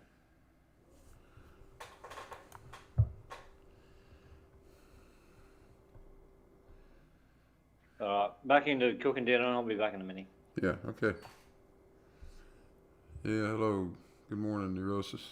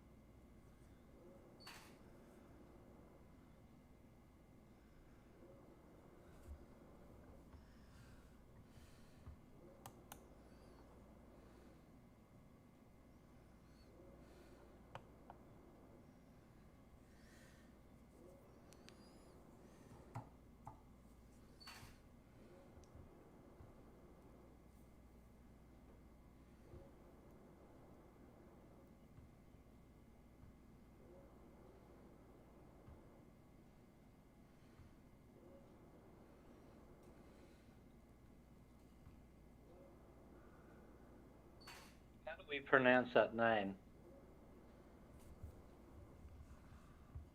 Yeah. Sphara?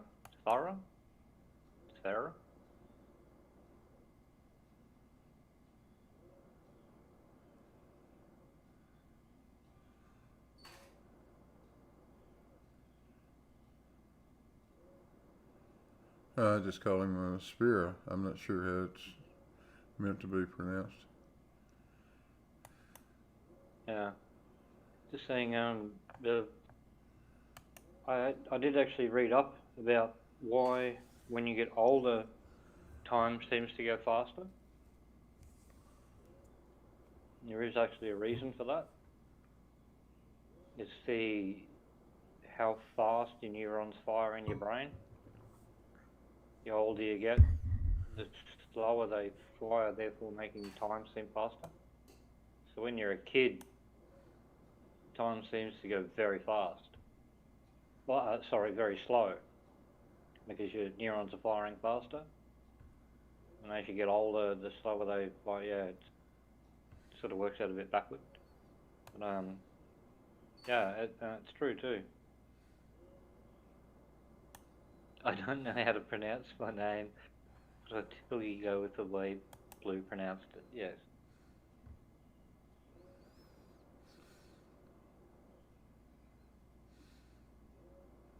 Sphere, we'll go for that. Hey, super chat from Rodent, no last name, $5. Thank you. There are two types of people in the world: those who can extrapolate from those who can extrapolate from limited data. Gotcha. That's fun. That's funny.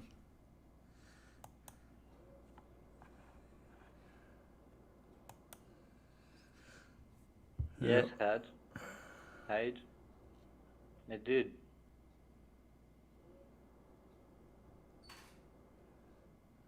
The older you get, apparently the faster time seems because your neurons fire slower in between. So instead of one memory every 1 second, so to speak,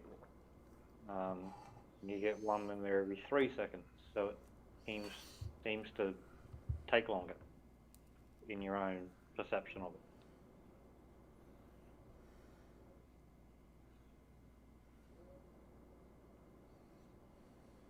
So what they actually explained was a fly. When you swipe a fly with your hand, the fly sees it moving basically what we would call slow motion, because its brain cells are closer together, also fire faster because of its age, and therefore it can fly around your hand. It looks like the Flash when someone throws a punch at him. He sees it coming in slow motion.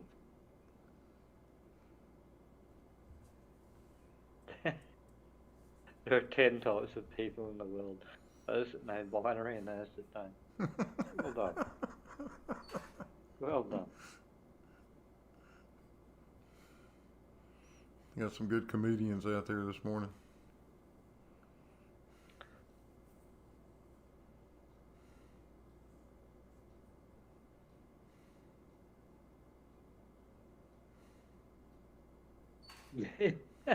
Yes, Sarah. Time stops. You're travelling towards the clock. Speed up.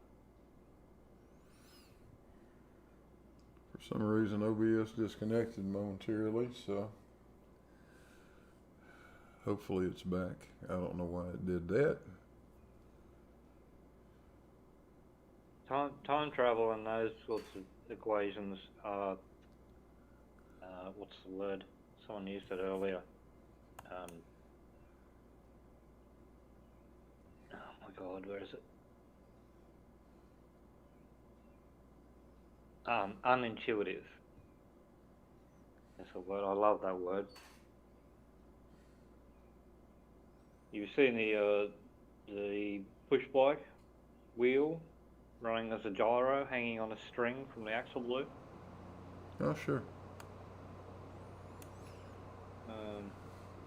Walter Lewin? Lewin. Yeah, Walter Lewin.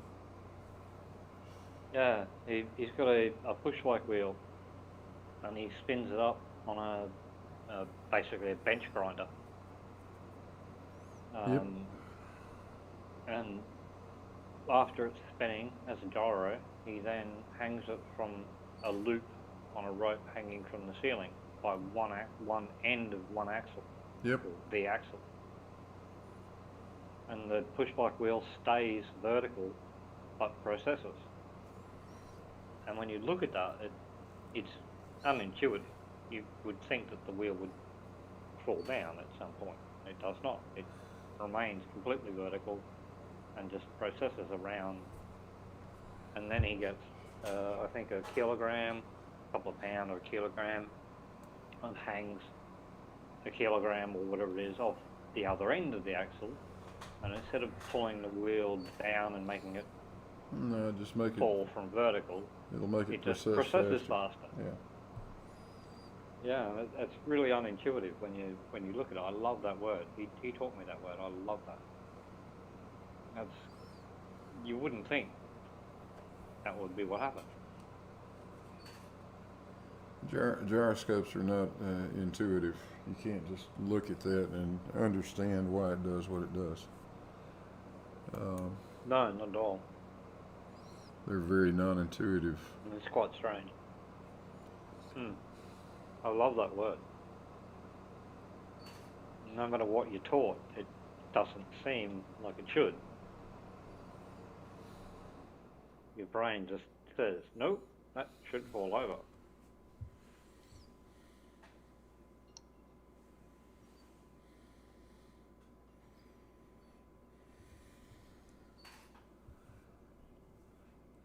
Thank God for the right-hand rule.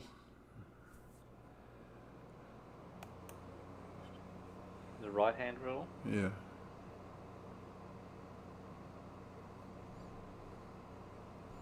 Yeah, if you curl the fingers of your right hand in the direction of rotation, your thumb will point toward the velocity vector. Yeah.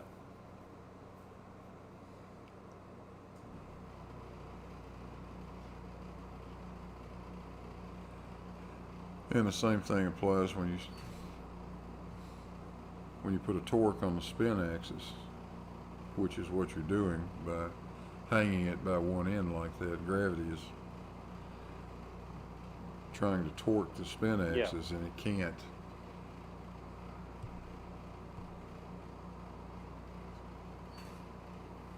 Yeah, we've always been fascinated with gyroscopic effects.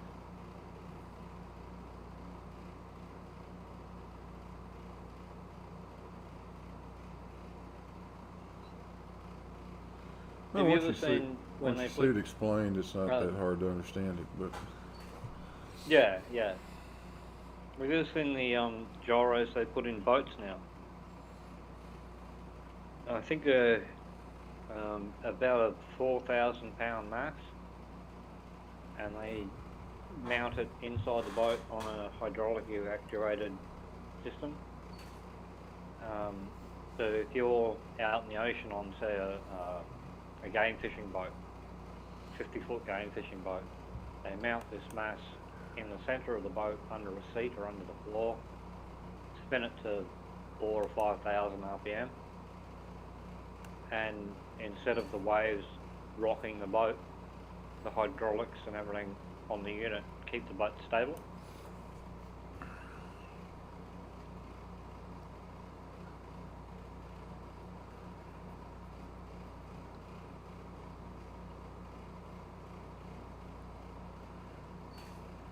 the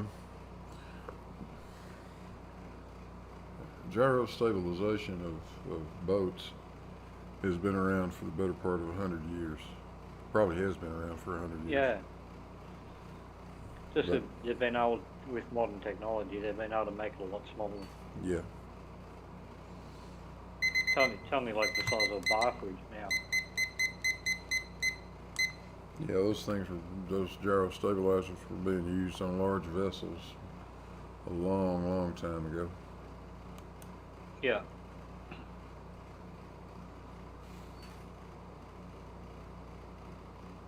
Gotta go check on my cooking again. Back in a minute. Yeah, I'm gonna go make a cup of coffee, I think.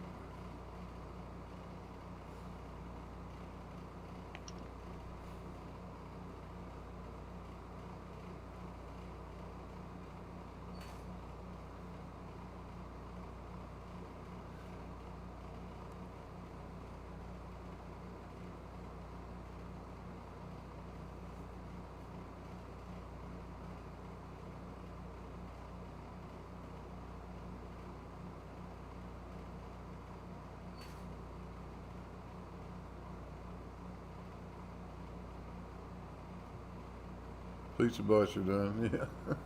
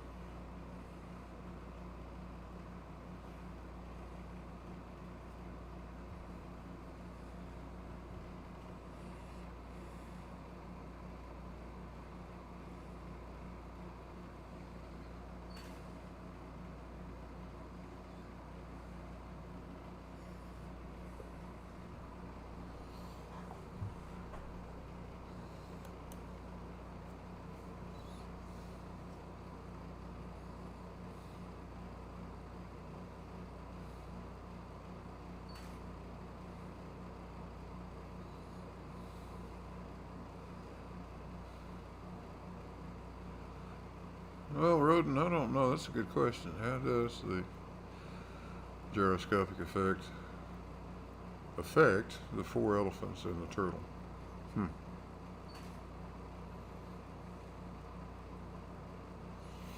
I suppose it depends on how fast you spin the elephants.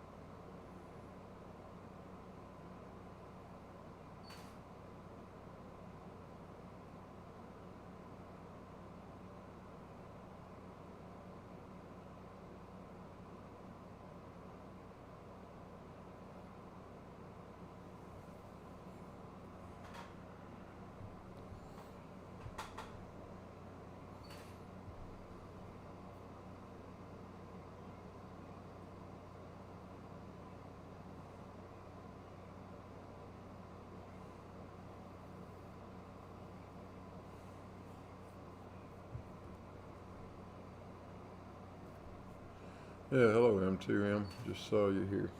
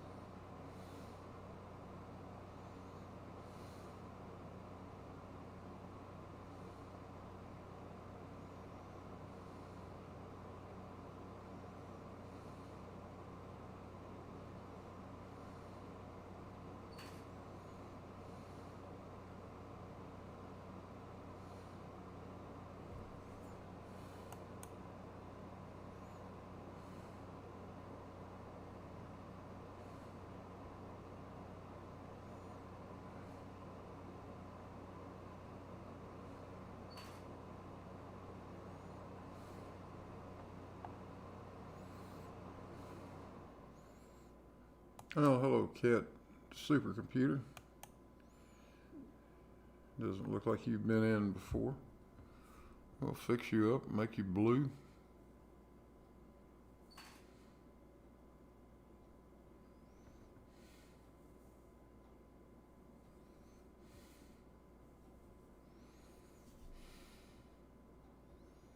Well, I can't say I agree with you, Cat. It's just not flat. But that doesn't stop you from getting a wrench.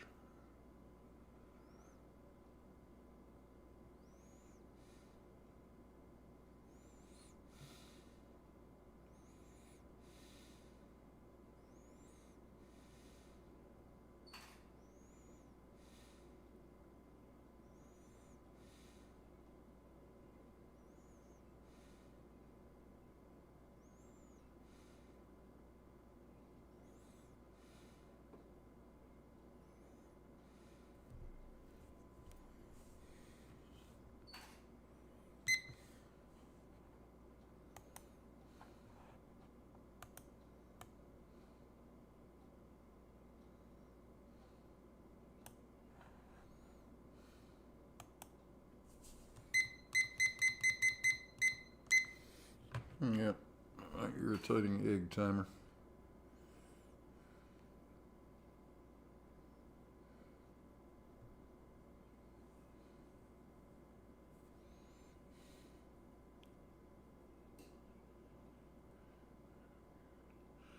That's exactly right, Cat. We can all still be friends.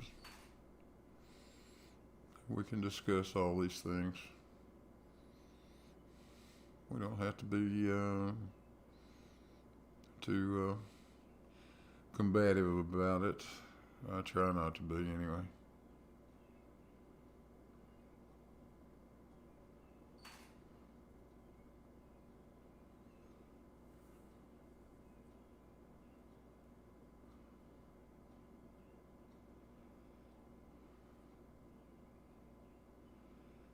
So M2M, you're gonna do some space denier stuff. Good.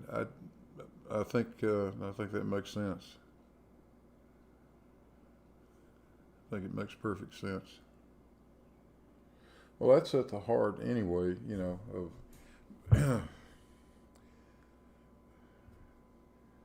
the flat Earth argument depends on that, on the idea that somehow or the other space is fake, that somehow or the other, for all of these years, through all of these different organizations from countries who were literally at odds with each other to the point of damn near destroying the entire world, somehow or the other, all of these guys got together and decided to fake space, which is just insane to think of, but whatever.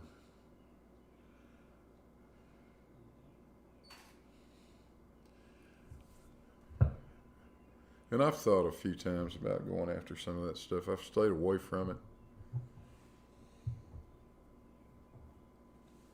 But might be a welcome change. I'm a little tired of talking about flat Earth anyway.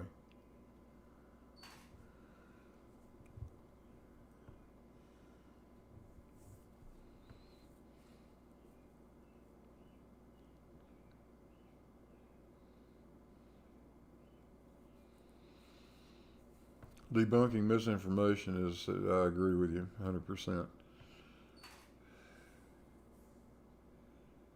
And there's so much of it out there.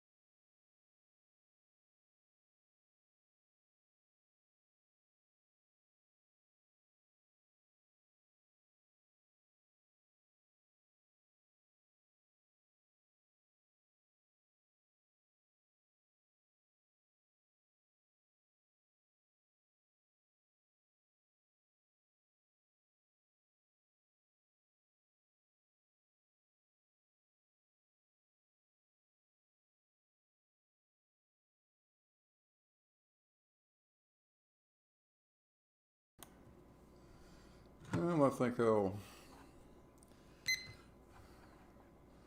mark that position.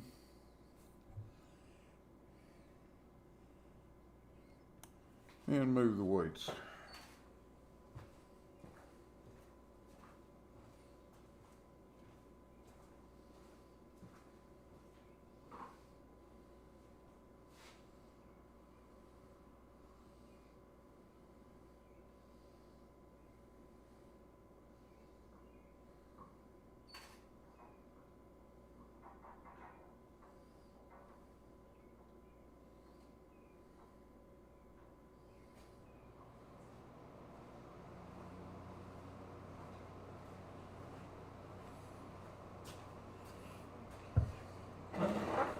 I would say that it's likely we're going to send the red dot off the other end of the screen this time.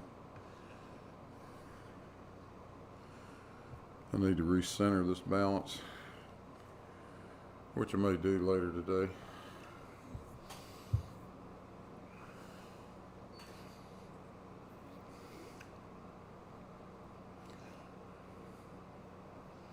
But even if that happens, it's just the video.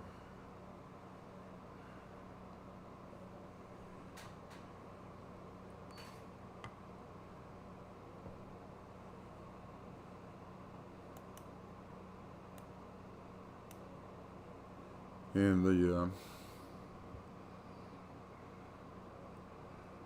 time-lapse camera will pick up the position of the laser no matter what, so.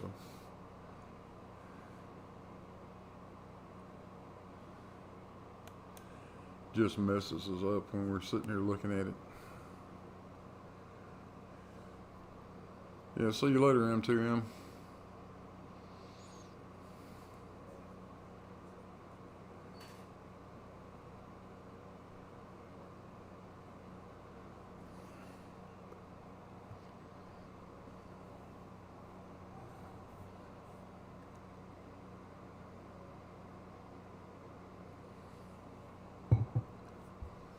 Yeah, sorry I was away. M2M, if you're still listening, yeah, get a hold of me. Maybe we'll set up, maybe we'll do something.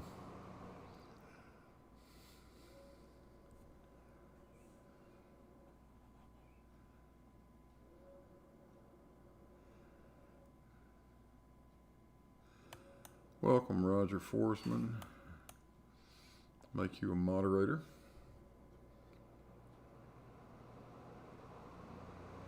Yeah, we are the dreaded they, aren't we, Roger? Whoever they is. Well, we're they. Yeah, we know who they is. Guess I'm they.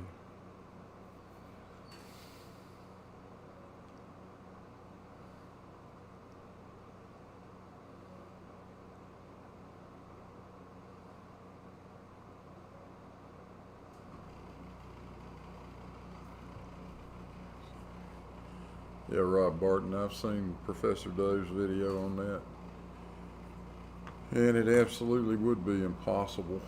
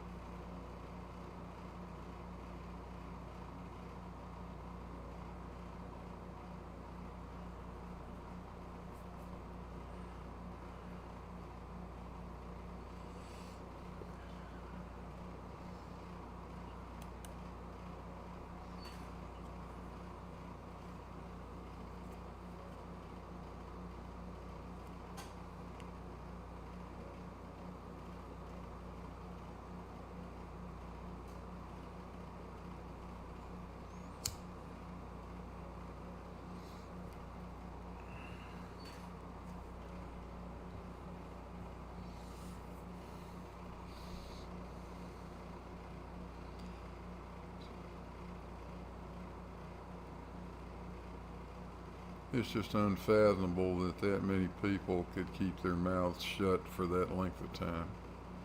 I can't imagine. I can't imagine how you could keep 5 people quiet that long, much less literally millions.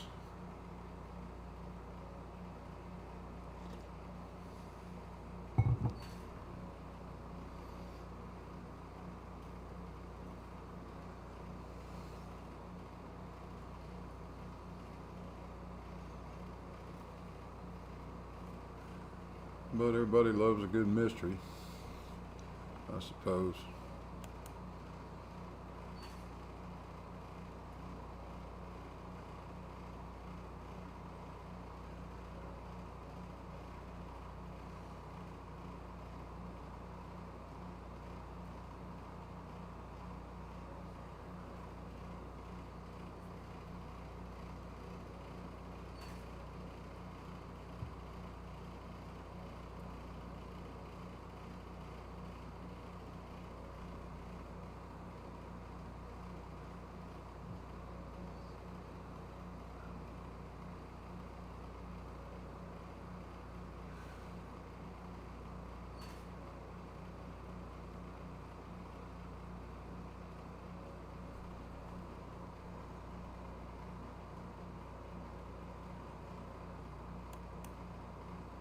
I'm thinking the red dot's going to fall on the floor.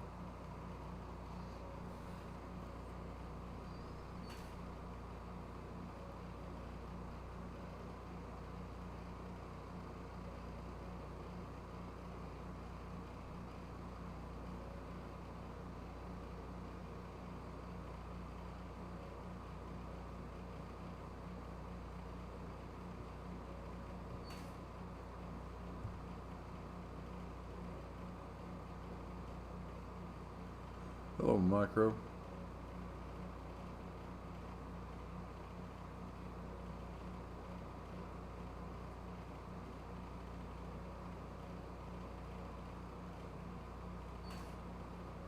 So what am I defending, Cat?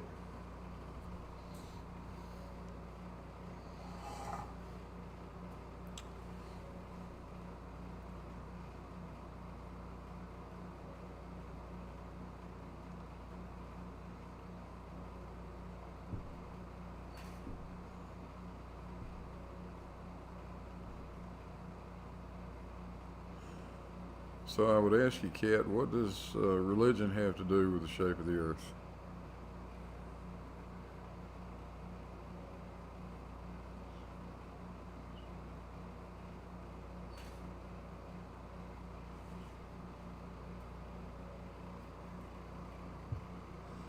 If I was, let's say, a Buddhist, how would my belief or faith in that religion tie into the shape of the earth?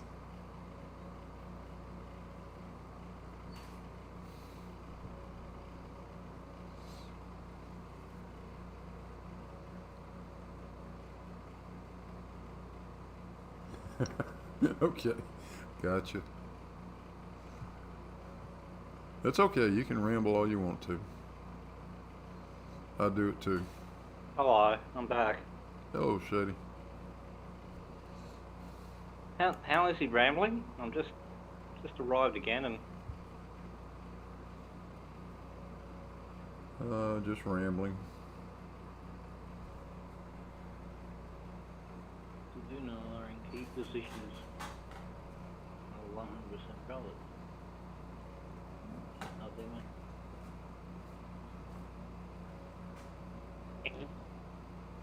Atheism is a religion in itself. The ones who control this system consider atheism the most stupid ideology. Atheism is not a religion.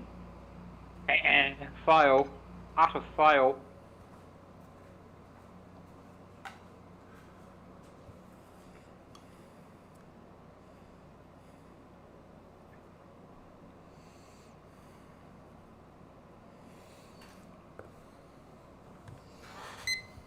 How do people make this assumption?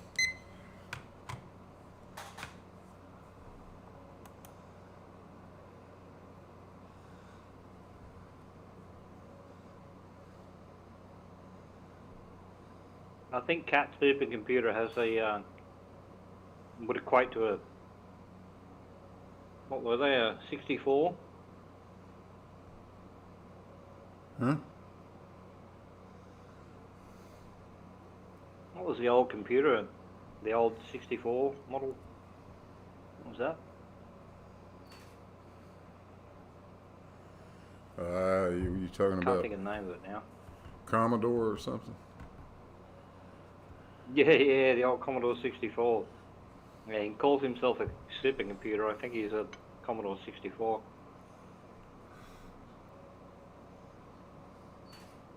They use atheism as their IQ test to look at us. What are you, Cat? Super non-computer?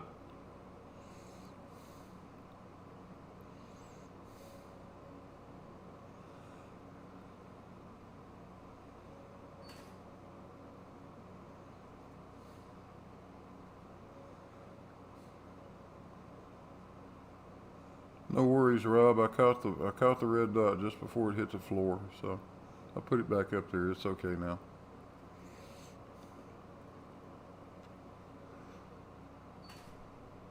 He's the hell 9000.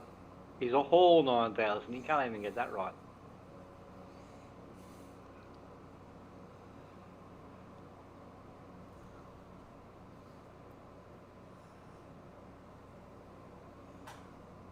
Yeah, the HAL 9000.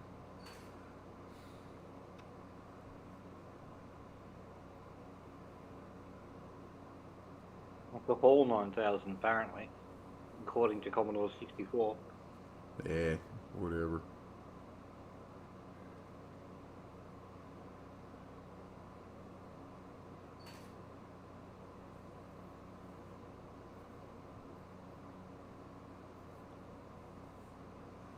Yes, Eric, the HAL 9000, 2001 Space Odyssey. I'm a cat. The prototype for all of I that. talk about FE.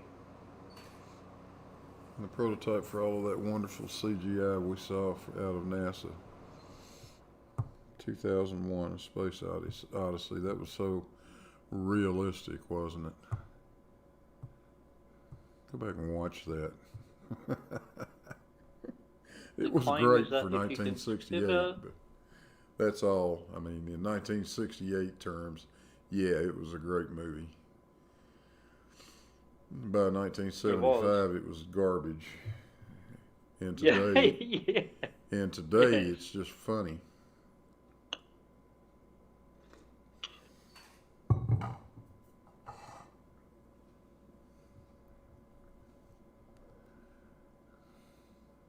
The claim is that if you think the Earth is a sphere, then you don't see the FE construct. They consider you blind. Well, there is no FE construct. Well, there is no FE model. And if you are atheist and a glober, most unfortunate mix under the dome. Wow. What delusional little...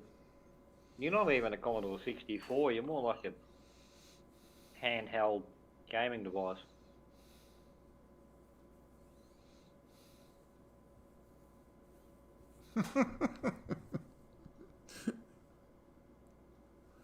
Elon says the HAL 9000 was the IBM clone. Very glitchy. Yeah. Oh, yeah, you betcha. The original was glitchy enough. It tried to kill people. It did, didn't it? HAL 9000 is that it didn't have the units. Is that meters? I mean, that's Lemon's hallway, right? That smushes. It's got units of some sort. What is that? 9,000 firkins, I think. Yeah, must be the firkin. Hey, Larry.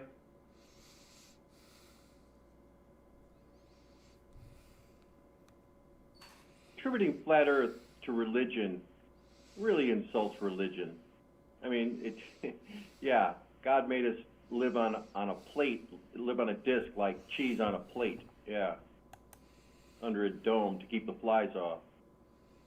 While we crawl over and kiss his feet.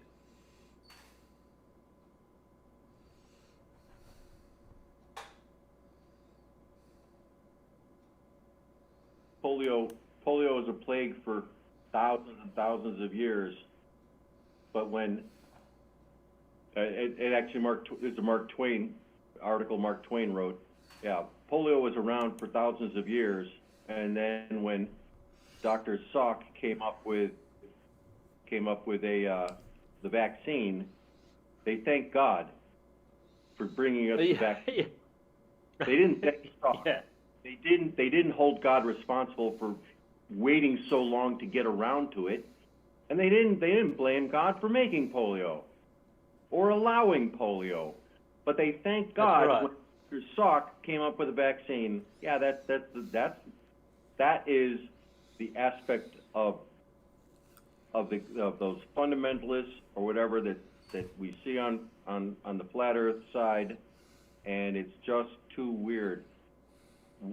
A flat Earth is so insignificant compared to a solar system. So why is flat contrary to God? And flat is there's no other word for it. It is stupid. I mean, they say denial of reality. Once the South Pole comes into the lexicon, you're done. That is shape. We can move on to dimension. Well, but we have satellites, and so dimension has been refined since it was first estimated centuries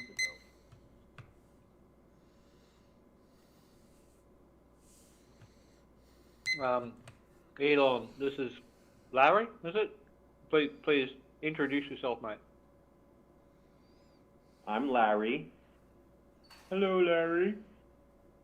I'm a Glober. Cat was just asking.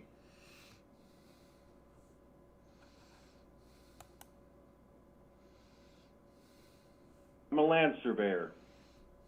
The Earth is tangible. It's been measured, and anybody can measure it.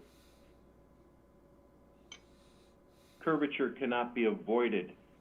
It's not that it's not seen. You can't avoid it. This cat dude isn't even a Commodore 64. He's like a Nintendo.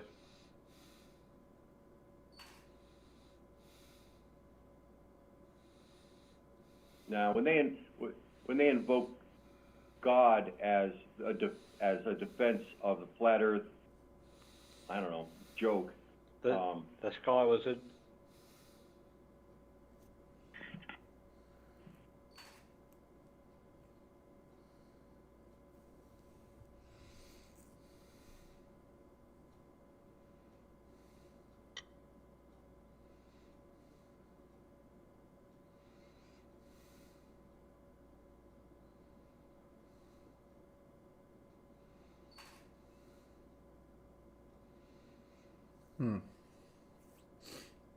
Yeah, I generally stay away from the religious arguments altogether. Just doesn't. Waste of time. If it were only an argument, it's just a non sequitur. Yeah, well, you're just mixing oil and water. I mean, there's nothing wrong. They keep calling our scientific-based facts a religion, which is a laugh. Yeah, that's just slinging insults, and I don't care to even respond to them when they start that. They can think what they like. That's all on them, not me. I have no problem with religion. I don't care. Whatever floats your boat. Yeah, so it's up to you. That's an But individual. don't preach. That's an individual Don't choice. preach or All I'll use it say as a is fact. this: that people who are not religious simply believe in one less God than everybody else does.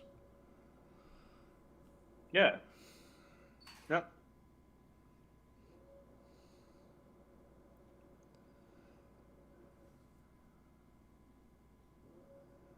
To say we believe blindly, that's faith or religion. We don't believe blindly.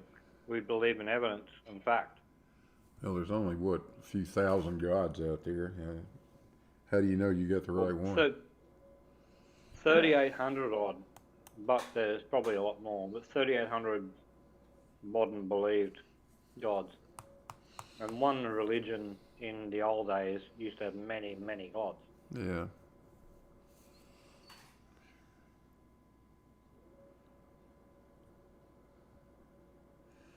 And everybody that's religious theirs only is the believe only in true some one. of those, not all of them. So, all right, how do you know you got the right one? Theirs is the only true one. Yeah, well, that's what they like to think. Yeah. Okay. If you can rationalize it in your mind that way, that's fine with me.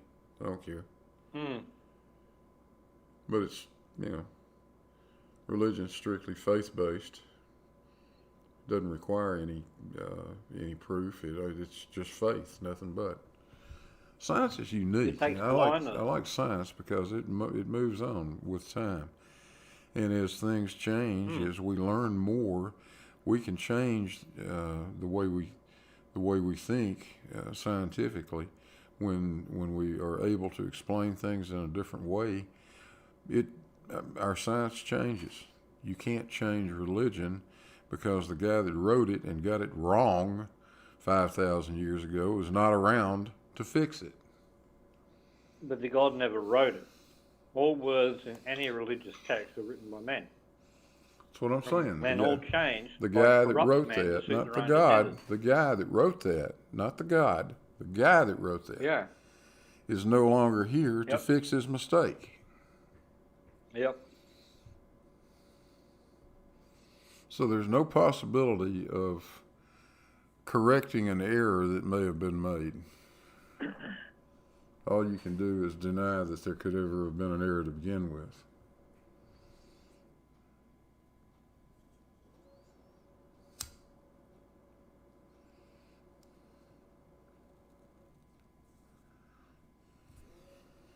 Because the group who hijacked it worship the sun.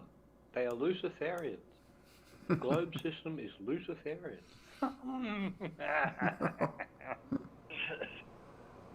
You pathetic little boy.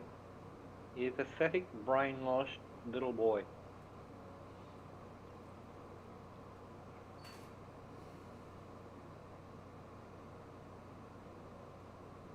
My Yeah, God. Lucifer. People are so stupid. Yeah, Lucifer, also something God can't control.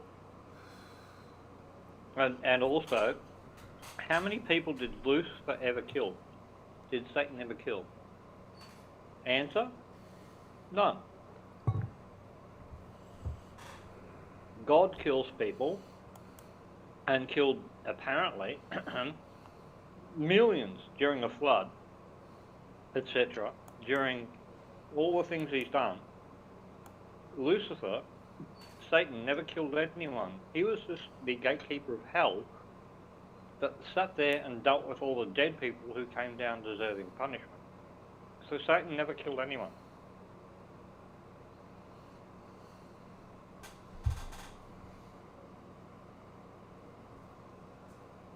Exactly right. God is the invention of man, not the other way around. Spot on. Sky wizards were created by cavemen to explain natural phenomena. And man created God in his own image. How arrogant. Now, the whole, anytime they bring up religion as being consistent with flat Earth, yeah, that just, you're taking God's name in vain. It's bunkum. If religion helps some people who are in need of help or insecure and they need something, I sort of think that's cool. On the other hand, they are believing in something that to me is false. You've only got to believe in yourself. How many wars were started by religion, and how many wars were ended by religion? Yeah, bang, boom, mic drop. Religion didn't end any wars. You don't believe what I believe, therefore I have to kill you.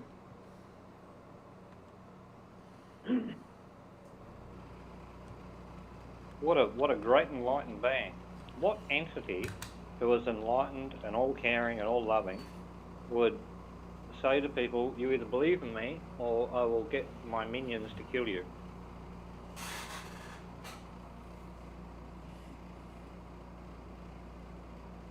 That's not an enlightened entity at all. That's a man-made, it's obvious man-made construct.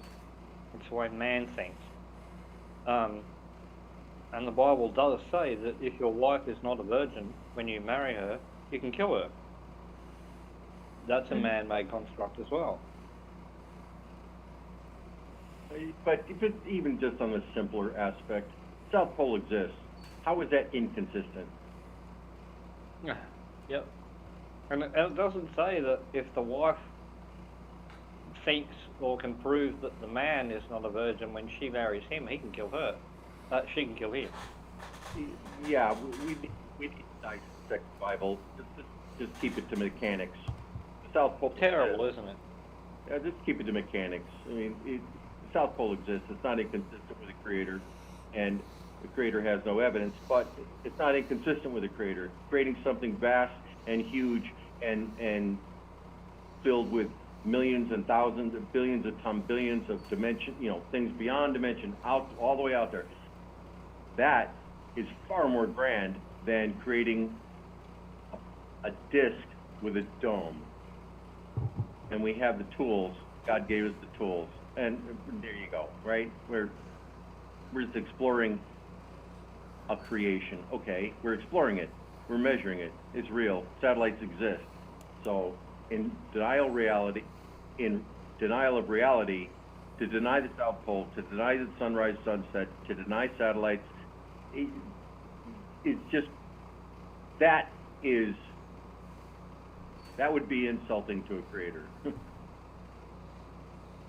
Or Elon Musk, I've got a size 15 set of army boots, and I'm willing to put them where they deserve to be.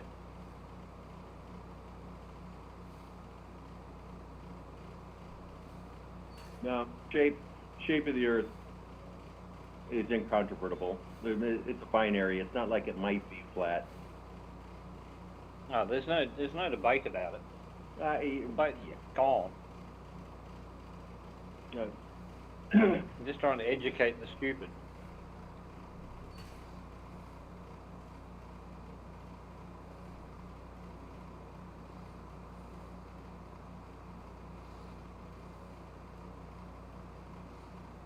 Anyway, we'll get off this subject, shall we? It's pretty frickin' circular and boring. There was a video that just dropped the other day by Flat Earth Dogma, and it's it's about Legos and very detailed about the construction methods. Came out just the other day, or like yesterday. It's really quite good. Answered a lot of. He had a lot of graphics on the application of GPS in the construct and positioning construct of the pad and the positioning of the tube. Very clarifying. I'm a massive fan, and I'm really sad to see that he hasn't. He seems to have dropped off. Cool Hard Logic was a massive fan. He got me basically into it. His graphics, explanatory ways, yeah, Cool Hard Logic. Yeah, Cool Hard Logic is overdue. He needs to drop another video. He was brilliant, absolutely brilliant. He didn't just debunk things; he destroyed them utterly with each video.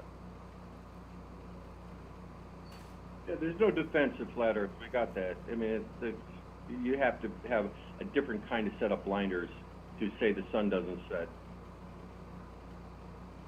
Lead retinas. You say that was F.E. Dogma that did it?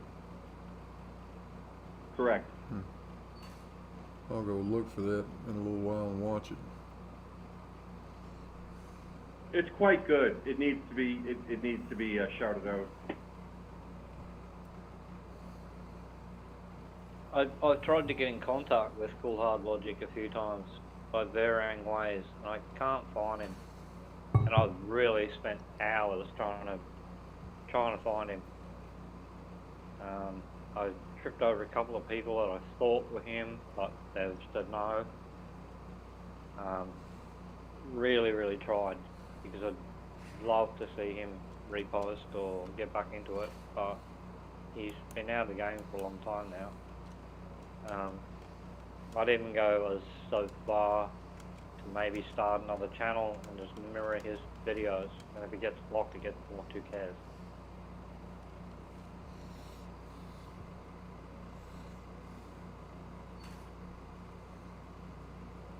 Let's put a link in the chat. Yeah, CHL won the best. Yep, he didn't just destroy them, biggest doggers. He absolutely just took them apart piece by piece by piece. It was utterly, there was no comeback from what he gave. His graphics and everything were perfection.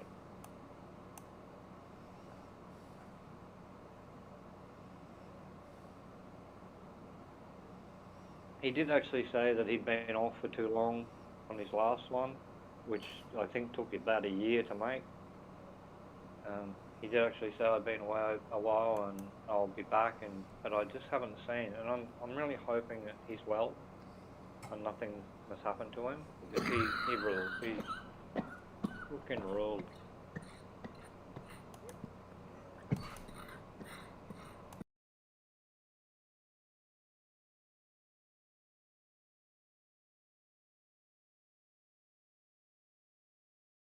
Yes, Nintendo, little boy. Conspiracy theories are great, aren't they? You just keep blindly believing in your little dumbass crap, but failed, dude. Utter fail. Even in the 50s and 60s, we knew space existed, and then we started going there. Now we go there every week, and you're still denying it. So, keep going.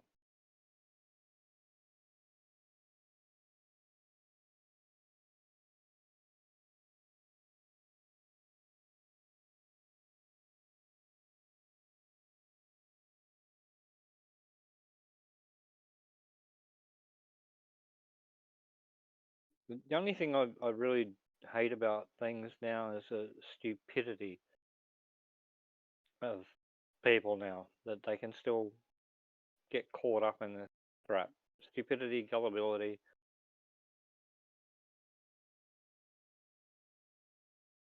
It's proven wrong left, right, and center, and denial of reality is stupidity to me.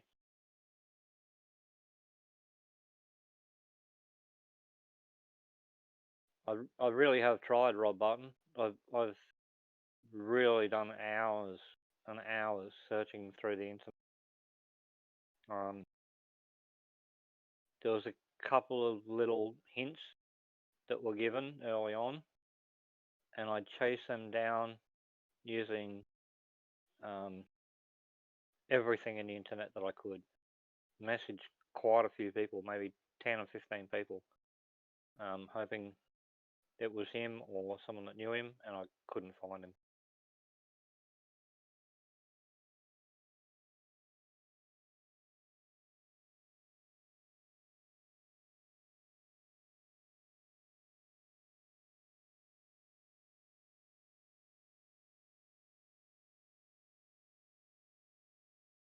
No, Cat, we're not in total agreement at all. You are delusional, son.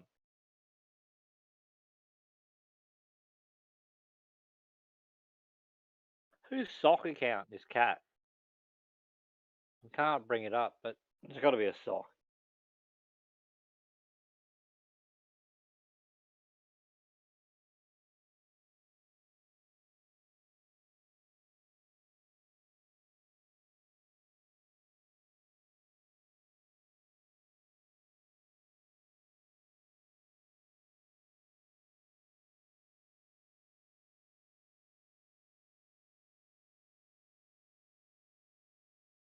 And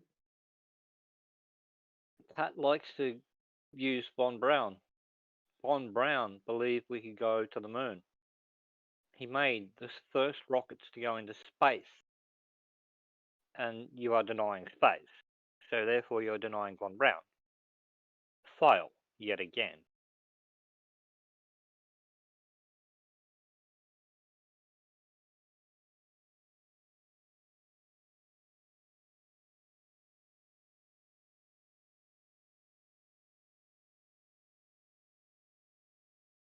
Yeah, Poe.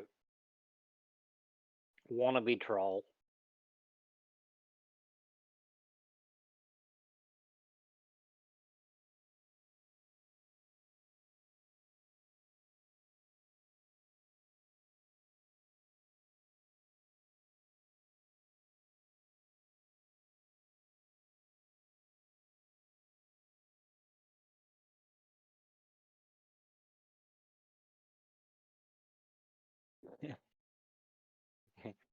I heard he likes the flavour yellow in O'Hara.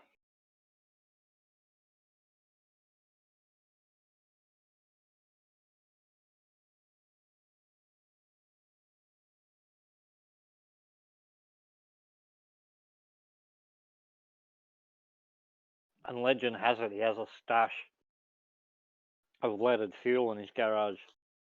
He just opens the lid every now and again and lets it waft.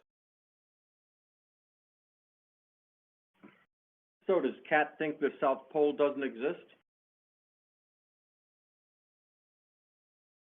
Well, we should ask him, shouldn't we? Can we do that, Blue?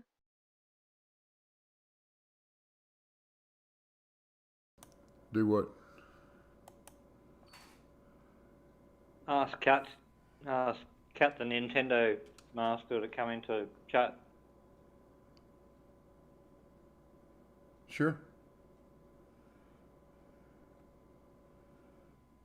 Cat, there you go. Come into Discord. Jump into chat and let's have a talk.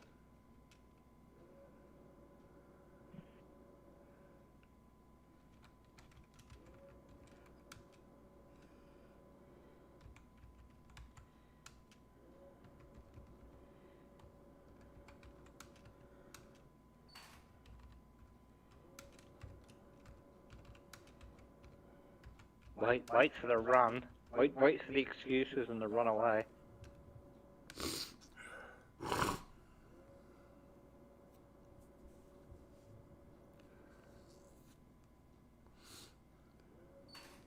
I don't voice. I'm RP and mute on internet. What? So excuses. Make claims, comment on absolute garbage, and then run away. Well, he's not running away, he just doesn't want to come in the chat. That's okay. That's pretty poor.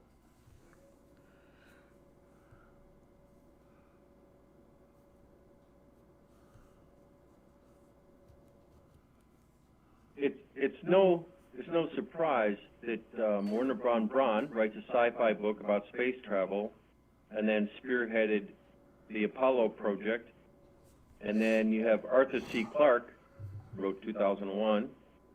Also, Dubai came up with the concept of communication satellites.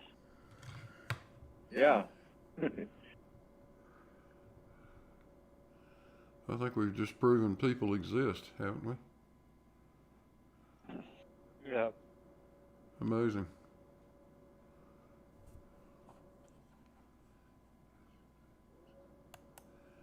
Joseph Dickinson in Lebanon, Tennessee.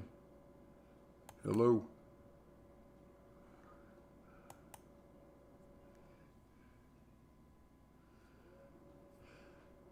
It's not too far from me.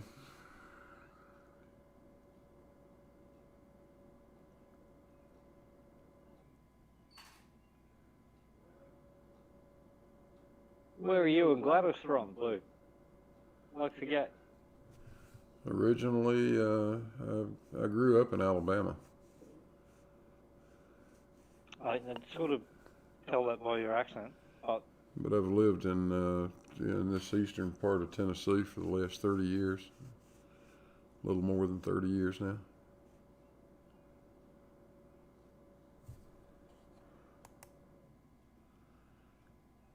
Is Michael? Yeah, I'm working.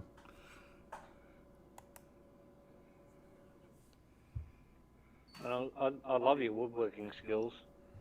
I built hot rods and mobile homes, custom cars and stuff, and the eye for detail always shines through, and I love that with your work.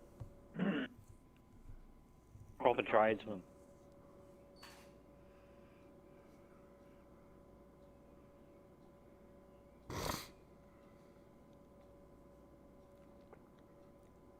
I'm a little bit, what do you call it? Pedantic, but what do you call it when you've got a mental issue that... And from the chat, from Elon Musk, Blue, does the shape of the weights change the effect, or is it simply the mass? That's a good question there, Elon. The shape of the mass is to make it a point. If you have an irregular shape, then it's hard to define where the center of gravity is of that mass, so it'd be hard to quantify. But with a sphere, you have a point source. Did I get that right, Yeah. Blue? Yeah, you did. Yeah. I'm there to help. I suppose if you had a half sphere, you could get the masses closer, like a flat-sided on one side, you know what I mean? A half sphere, but it wouldn't be so easy to quantify the center of the mass itself. And other Cavendish experiments, one that was returned really nice looking data, had a copper cube on the arm, but it being the smaller mass didn't really change the results significantly because the larger mass was still the lead bowling ball. Pedantic, meticulous, yes. But what do they call it?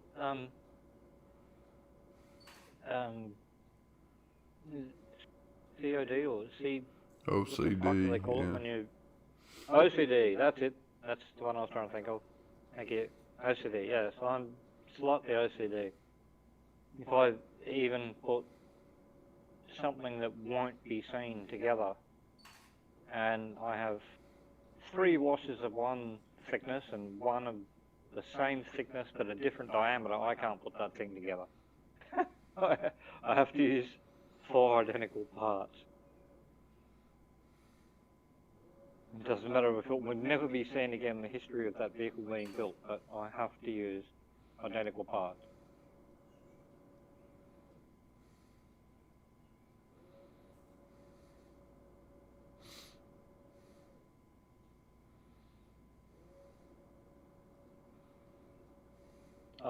Had suffers from dyslexia.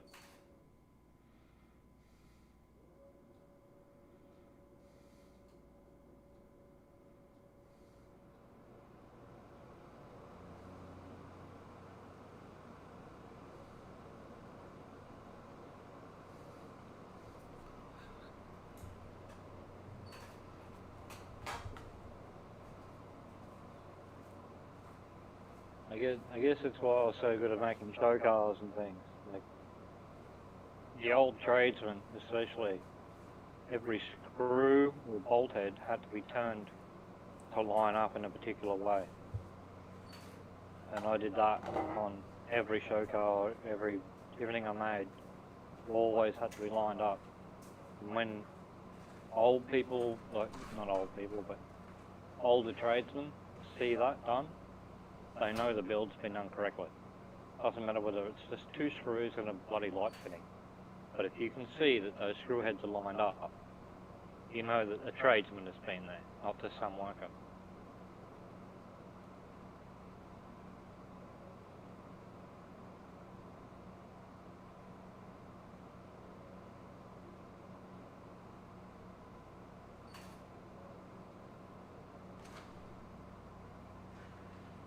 apparently Elon Musk has a problem. What the hell was he asking me about what I'm fluent in?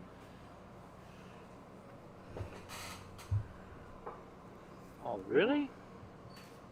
Oh no, is that you in chat, Larry Scott?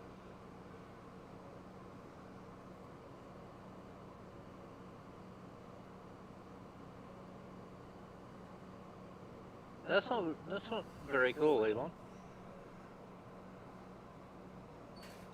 He asked a question. It wasn't getting answered. I brought it to the fore.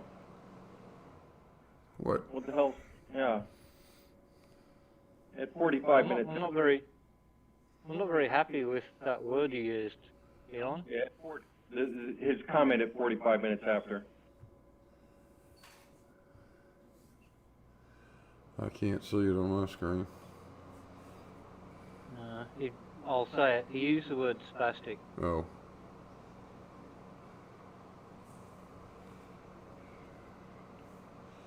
Yeah, I would rather we didn't do that. No, He had a good question. He had a good question. It's the point of the chat. And then he comes up with that. What the hell's wrong with him? Yeah, please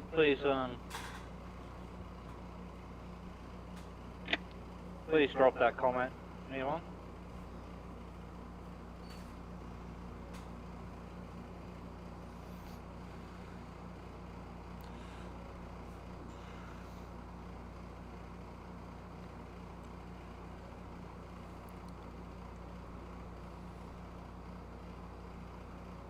Especially to Larry, I don't think that's very coming.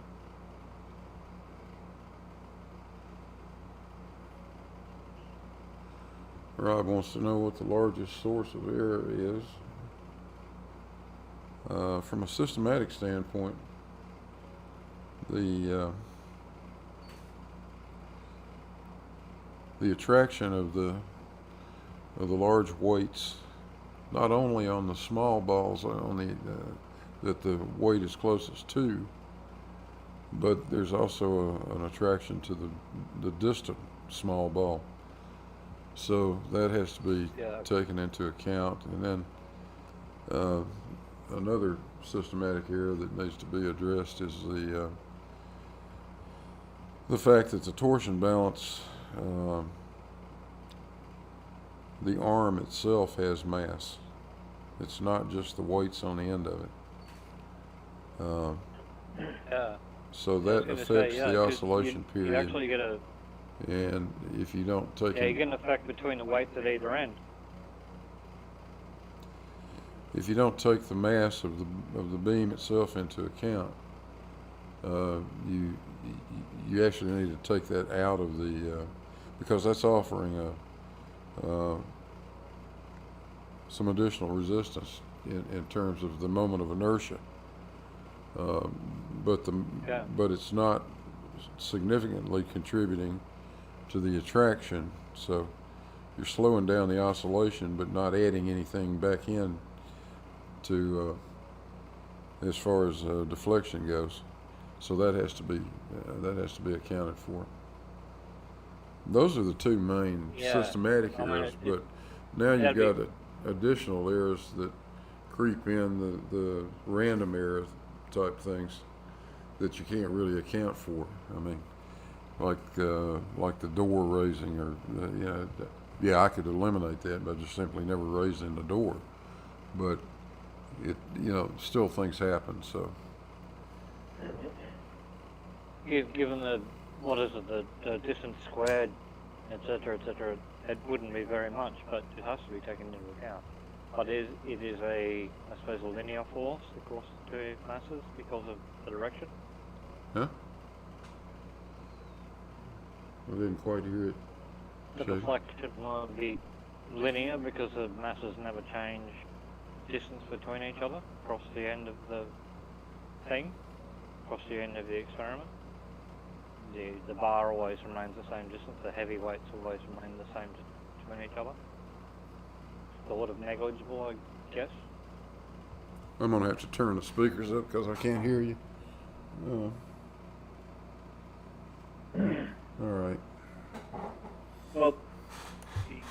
big deal is length of the beam so that the other weights are significant, or in the inverse square law, it drops off really, really fast. So yeah, everything in the room, like, you know, he's got, you know, if you got a drill press nearby, I mean, yeah, there's a lot of things, but once you get more than several feet away, the overriding are the lead masses in close proximity. Yeah. And So, I mean, after Christmas or New Year's, just blue walking in the room would add an exceptional amount of just dark and blue. But the big mitigating factor is the scale of the instrument. So the fact that, you know, you're dealing with a couple of meters of length between the other masses, then yeah, it drops off to the overriding force. And the main difference in this apparatus and Cavendish's apparatus is the data collection. By having the mirror and the laser set up, you have such a great magnification of that oscillation, and the continuous video recording is such a fine increment of measurement, where Cavendish only read the verniers on the beam itself, and that drops a magnitude in resolution or more. Well, plus you've got to look at, like, it's a non-variable factor. The difference, like the distance between the weights is not varying. Therefore, it's something that can be easily taken in.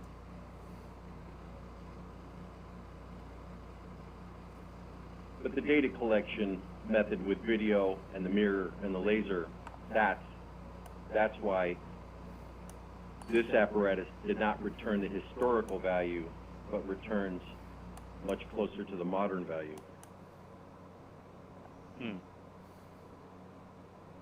In my opinion.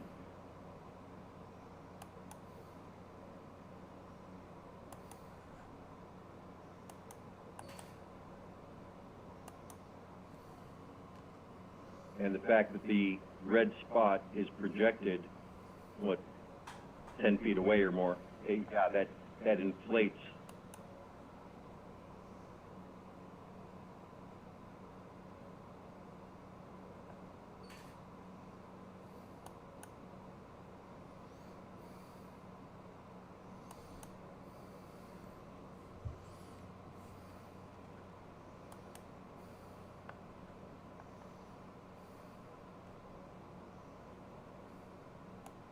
Plus.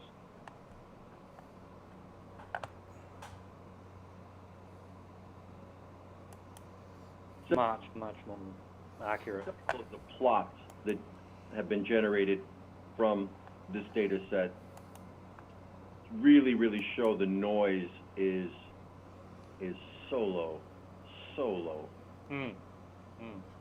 And noise is what you're really, you know, fighting.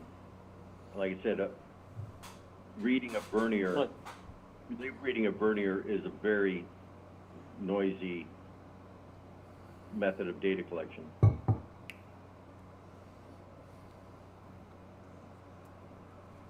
Like I said, as long as blue didn't go nutso during the holiday season, eat too much.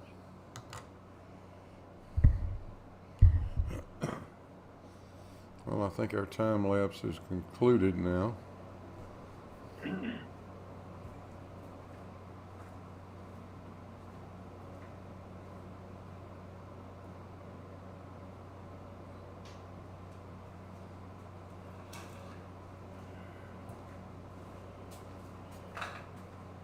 think it's hilarious though that there's still the flows sleepy and all the boys still argue against this. Is hilarious. You haven't done it for a week or something. You've done this repeatedly, over and over and over, and everything works. Everything matches.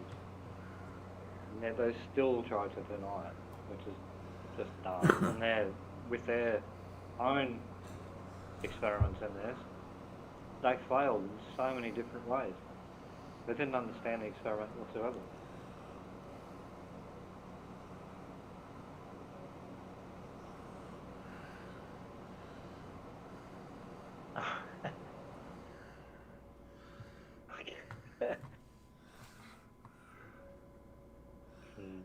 All right. Tomorrow, Lon Carrick, gravity is women's worst enemy. Yes, it is. And then Zeb said, what about Orphan Red? Well, if it wasn't for the over-shoulder boulder holders, Orphan would be in trouble.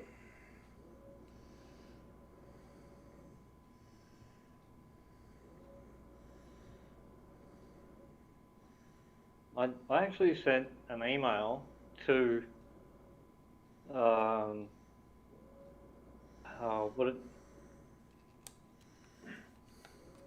I actually sent an email to the what's she?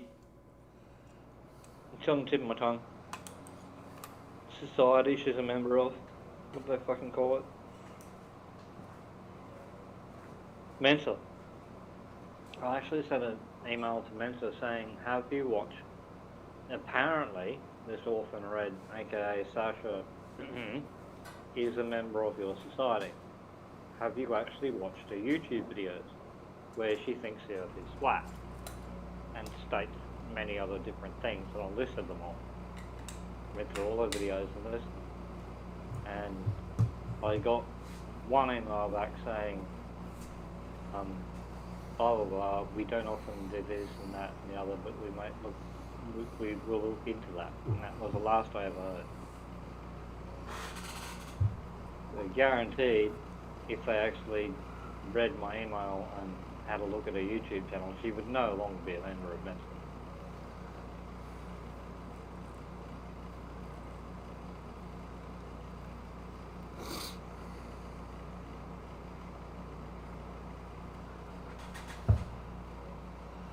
Well, time lapse is complete. Gotcha, mate.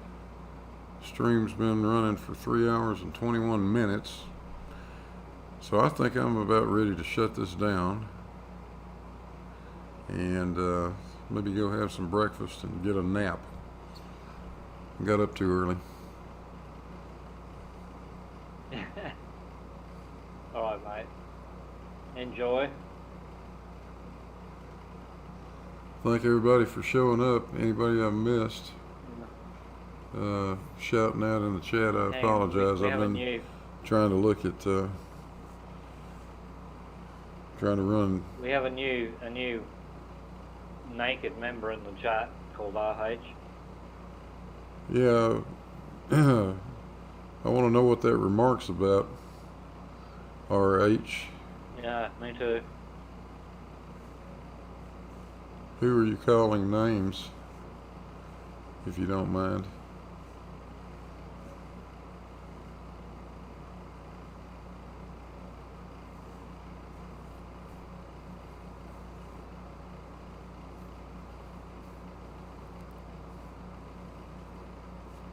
It's always interesting to see these little comments that don't actually say anything but say a lot.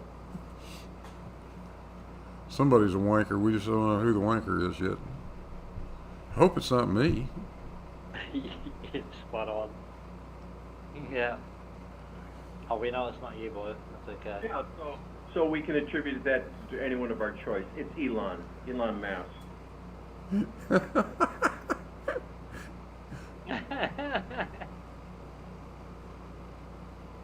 and here comes Nintendo 64 again, or whatever it is. That guy doxing all-fed Ren. That's me, RH, and I didn't dox her at all. Her name is Sasha. I know who she is. I never doxed her at all, son. So, explain why you think that was doxing. It wasn't.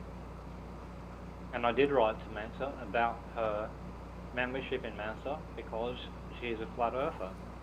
Anyone in Mensa would be laughing their asses off at her for being incorporated into such a society when she's obviously a giggling little over shoulder boulder holder toe that runs a, what do you call it? What's the new term now? The OnlyFans?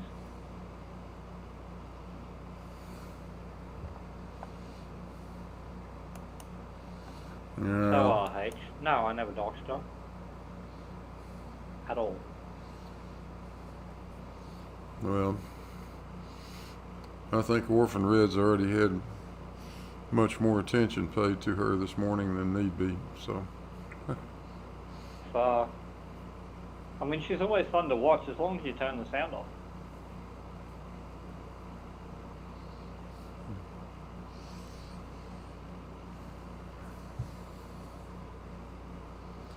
Well, all right, everybody. Thanks for showing up. Alright, Blue. You take care, my friend. It was fun. I'm going to get out of here. Catch you guys on the next one. Stay good. See you soon.